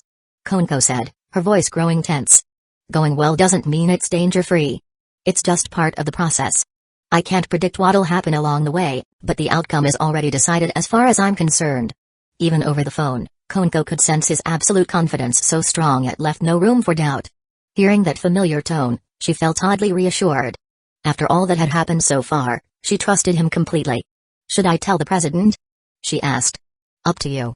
With that, Hikaru was ready to activate the dimensional gate and head to the Company world. He ended the call and told Asia that Konko would be arriving soon.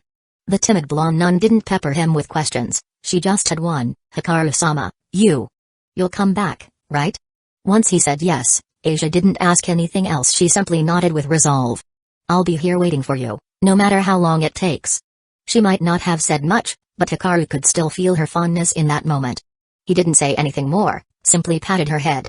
Then, after getting Konko's message that she was on her way, he activated the dimensional gate's teleport function. Hikaru had crossed through dimensional barriers twice before. The first time was when he first arrived, and the second was after he'd awakened, using the gate to travel a second time. Both times, it felt like chugging a whole bottle of liquor, totally dizzying and disorienting. But, thinking about it, that made sense. Back then, he was just an ordinary human with no magic or special abilities, having only trained his body to the human limit through sheer hard work. Now, for his second time stepping onto the soil of the Company world, the searing sun was baking the land, and heat shimmered in waves over the distant horizon. He raised his arm to shield his eyes, scanning his surroundings with curiosity. Although it had been a few years since his first visit to the Company world, his memory of it was still vivid. But he was certain this wasn't the place where he'd left last time. Is it random teleportation, or because I stayed away so long? He didn't dwell on it, though. It didn't really matter where he ended up, his goal was simply to seize the power of a god. Compared to his past self, Hikaru felt much calmer and more composed. He'd arrived in a bustling urban district. You could see high-rises here and there, but also plenty of small shacks and brick houses. The streets were crowded with people, the pavement uneven with puddles in the low spots, and the drainage ditches on both sides gave off a foul stench from time to time. Listening to the local language, Hikaru quickly figured out his location: New Delhi, the largest city in India, a major cultural and economic hub, and the third most populous city in the world. He strolled casually down the narrow streets, but sightseeing wasn't exactly the right word for it. Even though this was the capital, the typical Indian-style environment was all too evident. The disorganized appearance was one thing, but the air smelled extraordinarily complex: sewage, rotten food waste fermenting in gutters, and the synthetic fragrances and perfumes that passers-by had on. All those odors mingled together, assaulting the nose non-stop. Because Hikaru was dressed well and had a foreign face, he quickly drew the attention of many foreigners, as well as plenty of locals. With his physique and features practically impossible in an ordinary human, he became everyone's eye candy at first glance. Women stared openly at him, earning him the hostility of some local men. Yet aside from his looks, He projected a certain aura from his strength, which deterred most troublemakers. Before long, he made his way onto a tall tower, gazing down at the crowds like a sea of ants. Something bothered him. Did the gate send me here because there's something I need in this place? A heretic god? But when Hikaru spread out his senses, he picked up nothing. That meant one of two things: either there really was no heretic god here, or the god hadn't manifested yet. The former seemed more likely at present. After all, despite this world being known for stray gods, many people live their entire lives without ever once encountering one. And there was the ironclad rule that a heretic god does not appear to ordinary sight unless they choose to. If a heretic god wanted to stay hidden, it wouldn't matter if they showed up in front of your eyes, you still wouldn't notice. Most of the time, the gods that appeared were summoned by magic organizations or other campioni. Under normal circumstances, even a lifetime of searching might not lead a mage to see a heretic god once. Right now, Hikaru had two choices. One was to head directly to Sardinia in Italy, which was the site of the original battle between Virathagna and Melkart. The other was to hang around here and check out the area. Since he'd only just arrived, he decided to try his luck locally first. Chapter 76, Liliana Kranjkar. Evening came before he knew it. Although Hikaru was confident in his power enough to take on a heretic god head on, it was like trying to land a punch on thin air. If he couldn't find a god in the first place, there was no use in being so strong. Of course, if finding a god were really that easy, it wouldn't be him who found one first, but people like Marquis Vauban or Doni, the other campionas. They said Marquis Vauban was already over 300 years old. He'd killed his first god in his teens, so he had at least 3 centuries since then. Even counting the events of Volume 2's Campioni in the god realm, he'd only managed to kill 9 heretic gods in total. That averages out to one sighting of a heretic god about every 30 years, a rate so low it's almost absurd. Hikaru couldn't wait 30 years. If he still had no leads soon, he would simply go straight to Sardinia, Italy. After all, he had no idea how far along the plot was right now. If Kusanagi Godu, the original protagonist, went on to slay Virathagna with a stone tablet and become a campione in the usual way, it'd be a huge missed opportunity for Hikaru. Just as his patience was running out, he finally spotted a familiar figure along the Yamuna River. It was a silvery, dazzling vision, an undeniably beautiful young woman. Even among heavily photoshopped celebrities, her looks would be extraordinary. Her delicate, fairy-like features and slightly childish face gave off a serious but adorable vibe. She wore her long silver hair in a ponytail and dressed in everyday clothes, an embroidered blouse on top and jeans below, completely incongruous with the polluted Yamuna River around her. Liliana Kranjkar. Hikaru recognized her at a glance, a knight from the Italian Magic Association Bronze Black Cross, who'd already earned the rank of Great Knight at a young age. Along with Erica Blandley of Copper Black Cross, she formed Italy's twin stars, praised not only for their talent, but for their beauty as well. What's more, Hikaru had once studied briefly at a Bronze Black Cross branch. How is the Heavenly Knight of the Bronze Black Cross here in India? Hikaru murmured to himself. He started forward, planning to greet Liliana. In the past, he wouldn't have been so bold, but now he needed someone native to the mystic side of things, better to talk to someone he already knew rather than a total stranger. Just as he was about to make his move, Liliana took off. She answered a phone call, her expression turning serious. From the shape of her lips, it seemed she said something like "got it," then hurried off downstream along the Yamuna before getting into a black sedan. The driver was also European, likely someone from the local Bronze Black Cross branch. As one of the world's top-ranking magic associations, Bronze Black Cross obviously wouldn't limit its operations to just Italy. Meanwhile, Copper Black Cross split off, and at odds with Bronze Black Cross was part of the so-called Seven Sisters Alliance, which had formed the Italian Magic League and sworn loyalty to the Sword King, Salvatore Doni. Since Doni only cared about fighting and avoided politics, the alliance tried to cater to him by searching far and wide for traces of heretic gods. Bronze Black Cross, on the other hand, had ties to the world's oldest devil king Marquis Vauban and served him. Like the Sword King, Vauban craved god slaying. In fact, he treated it like hunting, a twisted hobby. Around 3 or 4 years ago, he'd gathered witches and priestesses from around the world for a grand ritual to summon a heretic god under optimal conditions, only for the Sword King to barge in and hijack the whole thing. Infuriated, Vauban drove Doni off, but he wasn't satisfied. He ordered his subordinates to continue tracking any sign of a heretic god. Liliana's presence here was likely tied to that. There's a group of suspected cultists holding a ritual at some ancient divine ruins. As she read over the documents the driver handed her, Liliana's expression grew solemn. The car continued on, and Hikaru followed from above. Better to rely on a local insider than grope around in the dark by himself. Eventually, Liliana stopped at a spot off a country road on the outskirts of New Delhi. People rarely came out here, but it was actually tidier than the city center. The air smelled far less complicated. A barrier? The moment she got out, Liliana sensed something at the entrance to a winding path leading up into the mountains. The barrier was easy for her to break, Witch's blood ran through her veins, after all. In just a few seconds, she found a way to dispel it. But that only made her more cautious. Clearly, someone was trying to hide whatever lay ahead. The mountain path was narrow and winding, so Liliana instructed her driver to stay behind. She ventured off on her own. Hikaru couldn't help admiring her courage heading in without knowing what was out there. Once she was gone, Hikaru appeared openly. Seeing him, a bronze black cross mage waved an arm and tried to warn him off. Hikaru ignored him and knocked him out with ease. Then he followed after Liliana. After a short walk past the entrance, the road opened up. But instead of a beautiful vista, Hikaru found himself in a cavern. All along the way, he passed odd, time-worn items, strange earthen dolls, scattered talismans, and old parchment as ancient as a museum's exhibit, except these were the real deal, brimming with magical power. Hikaru barely gave them a glance, because up ahead he heard sounds of fighting. Deeper into the cave, he spotted Liliana doing battle with a group of suspicious-looking individuals, definitely not the friendly type. Chapter 77, Heretic God. Liliana had already clashed with the people inside the ruins. Judging by the situation, the cultists gathered here were attempting some sort of special ritual. In this world, there was a good chance they were trying to summon a god. But could a god really be summoned that easily? Squinting, Hikaru saw that apart from the cultists, there were a handful of unconscious civilians, unfortunate souls captured to be used as sacrifices. Moreover, several human corpses had already been dismembered by bladed weapons, filling the air with a heavy stench of blood and rust. Since these were cultists, their ritual clearly wasn't going to be a pleasant one. But at this point, continuing the ritual didn't seem possible. Liliana, driven by her sense of justice, had launched a surprise attack, breaking their concentration at a critical moment. Enraged by the interruption, the cultists were on the verge of successfully summoning a god, only to be thwarted at the last second. Still, with every passing moment in the fight, more blood spilled onto the ground and gradually began flowing into dried-up traces of an arcane pattern. After Hikaru watched for a while, he sensed a faint breeze stirring in the sealed cavern. Neither side of the battle noticed at first, but as the breeze grew stronger, Liliana finally sensed something amiss. The wind intensified, the cavern began to shake.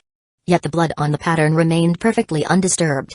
Liliana struck one cultist with her sword, sending him flying, eyes widening in alarm at the sudden shift. What on earth is happening?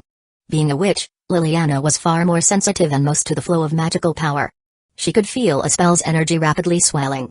Her sky-blue eyes flicked down to the ground where the blood had formed some sort of snake-like beastman design, and it seemed to be staring back at her. Even as a great knight, goosebumps prickled all over her skin.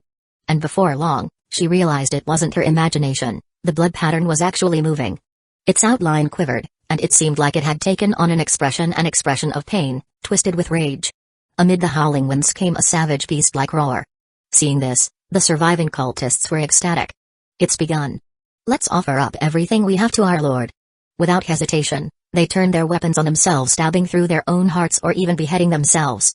Hikaru watched as the magic circle glowed brighter and brighter. A blood sacrifice to a blood god?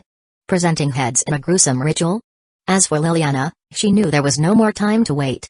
O mountains of Jurj-Boj, let the life-giving rain fall upon you. Let there be an offering for the ravenous beasts.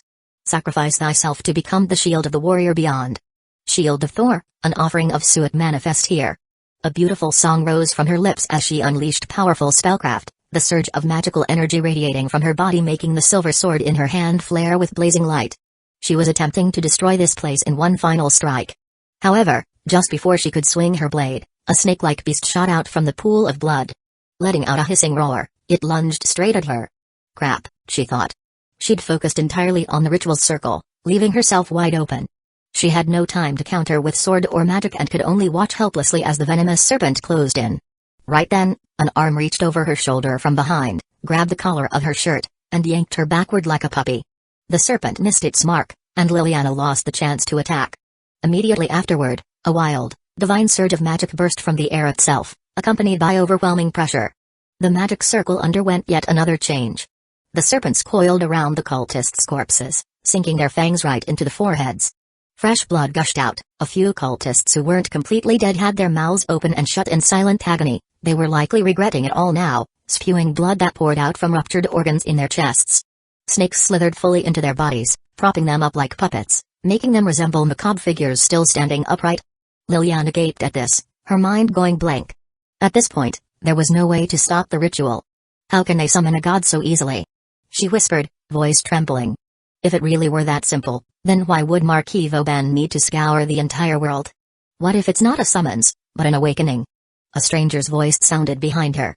Startled, Liliana jumped away like a frightened rabbit and brandished her silver sword at him, her expression tense. But when she saw his face and attire a foreigner, and a strikingly handsome one at that, her features softened a bit. "Who are you?" she asked, her tone no longer as hostile. "Is my name really more important than a heretic god?" Hikaru replied, wearing a faint smile. He had a mesmerizing smile, Liliana found herself thinking, then forced the thought from her mind. Without another word, she resumed chanting, channeling the Silver Master's power to attack the magic circle. But it was no use. A barrier formed from the blood rebuffed her assault and only grew more frenzied. The cavern shook relentlessly, pieces of rock raining down. Tremors radiated out, rocking the mountains and warping the night sky.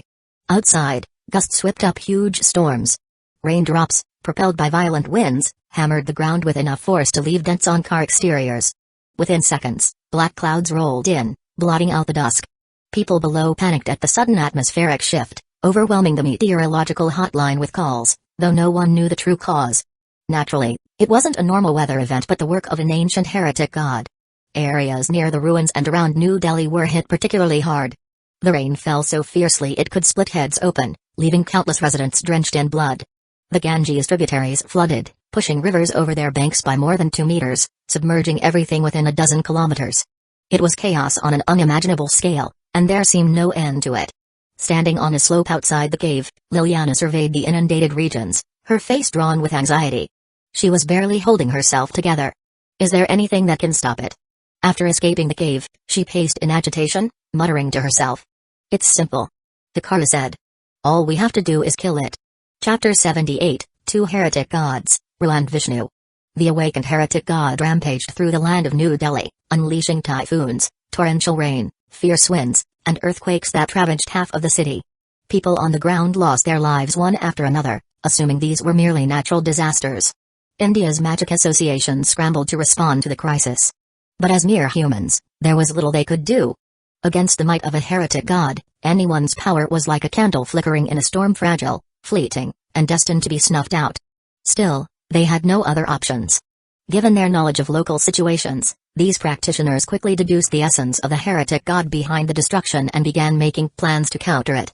Just as magic can only be countered by magic, if a heretic god were running amok, only divine power or powers comparable to a god could stand against it.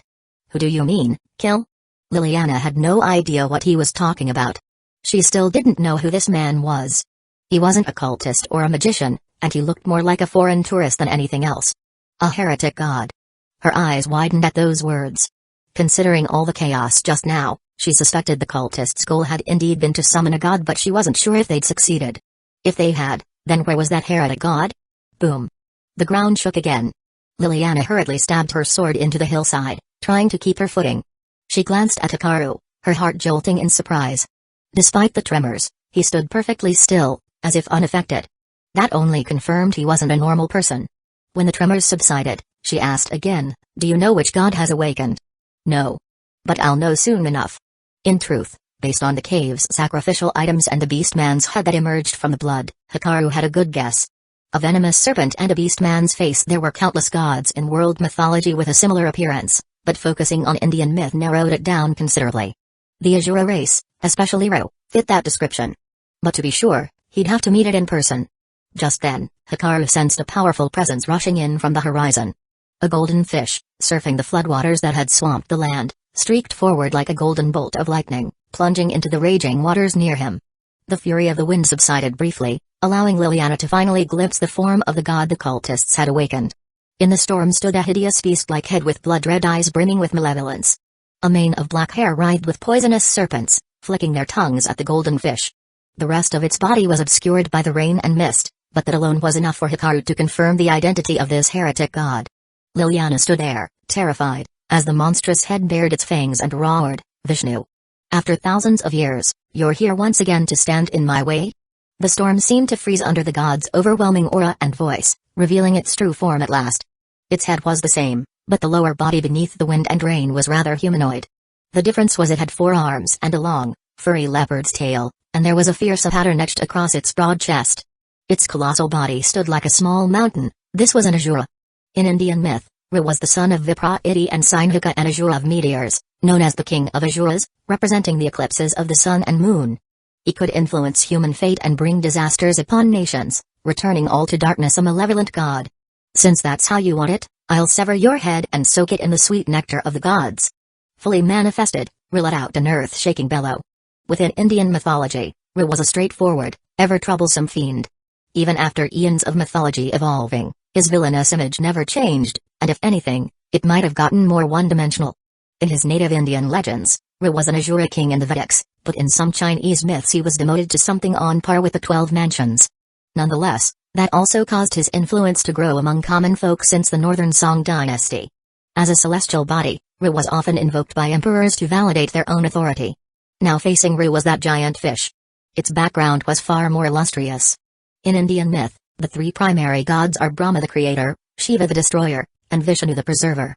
In countless stories, Vishnu descended to earth in various forms to save humanity from calamities. He has 10 famous avatars, the first being Matsya, a divine fish that saved the ancestor Manu during a great flood by towing his Arkansas. Yet, in this moment, Vishnu's power seemed overshadowed by Ra's formidable aura. The enormous fish body lunged at Ra, only to be pushed back by the Asura's 4 arms, sending Ra sliding backward hundreds of meters, snakes leaving wounds all along the fish's flesh. Their battle impacted the area around them, rending earth, churning rivers, and even tearing the sky. It was a confrontation beyond mortal comprehension. Not even the strongest magician or holy knight could do anything but flee in despair when a heretic god descended. This was the power of a heretic god, a walking cataclysm that brought nothing but calamity and terror. Whether the god's mythic role was benevolent or malevolent mattered little. Once it appeared in the flesh, humanity would still face devastation. Except for Hikaru. Yes, the fight between 2 heretic gods was frightening. The sheer aura they emitted far surpassed that of a Devil King-class entity in the DxD world. Liliana trembled where she stood, fear etched on her beautiful face. If she felt this way, ordinary humans had it even worse. 2 heretic gods. That's quite the present. Hikaru said. Well, I might as well accept it.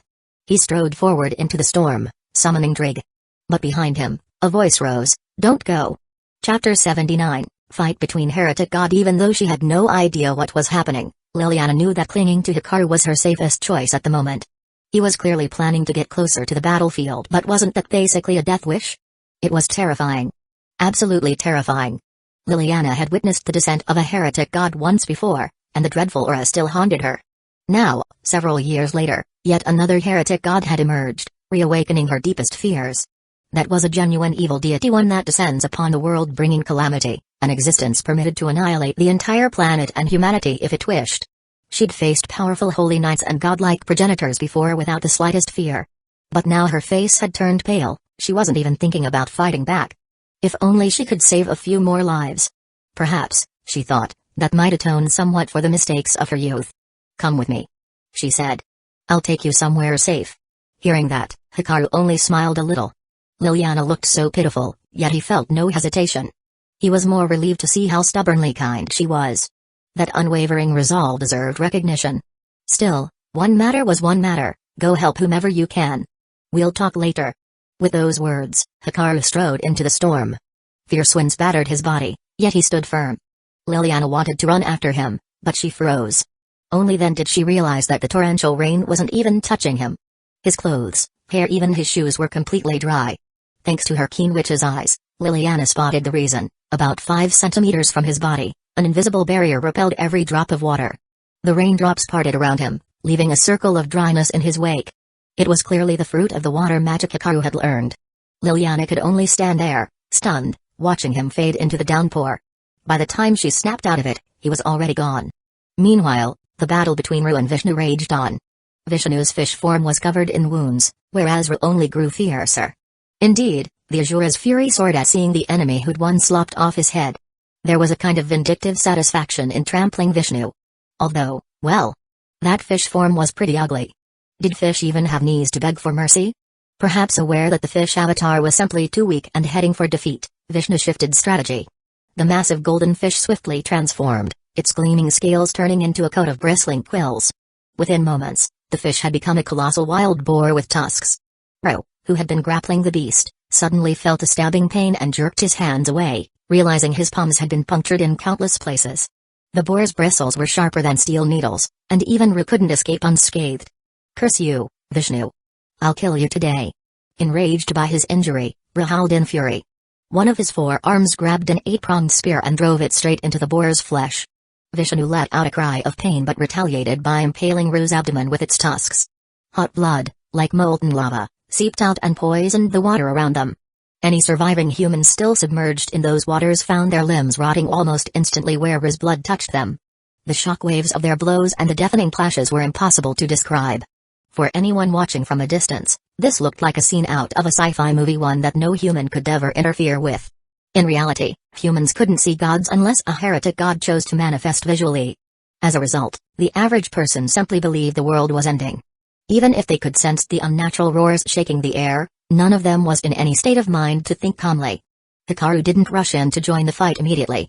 Even if he planned on becoming a god slayer, he knew to look for the least risky way to get what he wanted. Better to let Ru and Vishnu fight a bit longer, giving him a chance to gauge their combat methods. The battle between Ru and Vishnu had reached a fever pitch. Earlier, the wind had been random and chaotic. Now, thanks to Ru's fury, it tore across the land like an endless explosion. Within that raging storm, Ru's body grew even larger. According to a story in the Durga Agama, Ru dwelt north of Mount Sumeru on the ocean floor, and his body exceeded the height of Mount Sumeru by 10,000 yojanas, reaching 28,000 yojanas. On the 15th day of the month, he would shift forms, and even the sea couldn't rise higher than his navel. Of course, as a heretic god, Ru couldn't possibly take on such a literal size, or the other heretic gods might as well give up. If he actually reached that mythical height, he could crush a planet with one hand. Here, Ru's growth stopped at around 3,000 meters. Vishnu's boar form also grew in response, balancing out the difference in size somewhat, but the battle was starting to tilt in Ru's favor. Hikaru found it a bit odd. Vishnu was supposed to be one of the top-tier gods of the Trimurti, with myths stating he could cross the universe in just 3 strides, capable of subduing demon kings and, in his Kalki avatar, arriving before the world's destruction on a white horse to restore cosmic order. Compared to that, Ru's origin seemed relatively unremarkable, a minor figure who stole divine nectar, got his head cut off, and then took revenge on the sun and moon. Yet here in reality, it was the opposite. Ru was holding his own against Vishnu's avatar. It was a fierce, evenly matched struggle, if not leaning slightly in Ru's favor.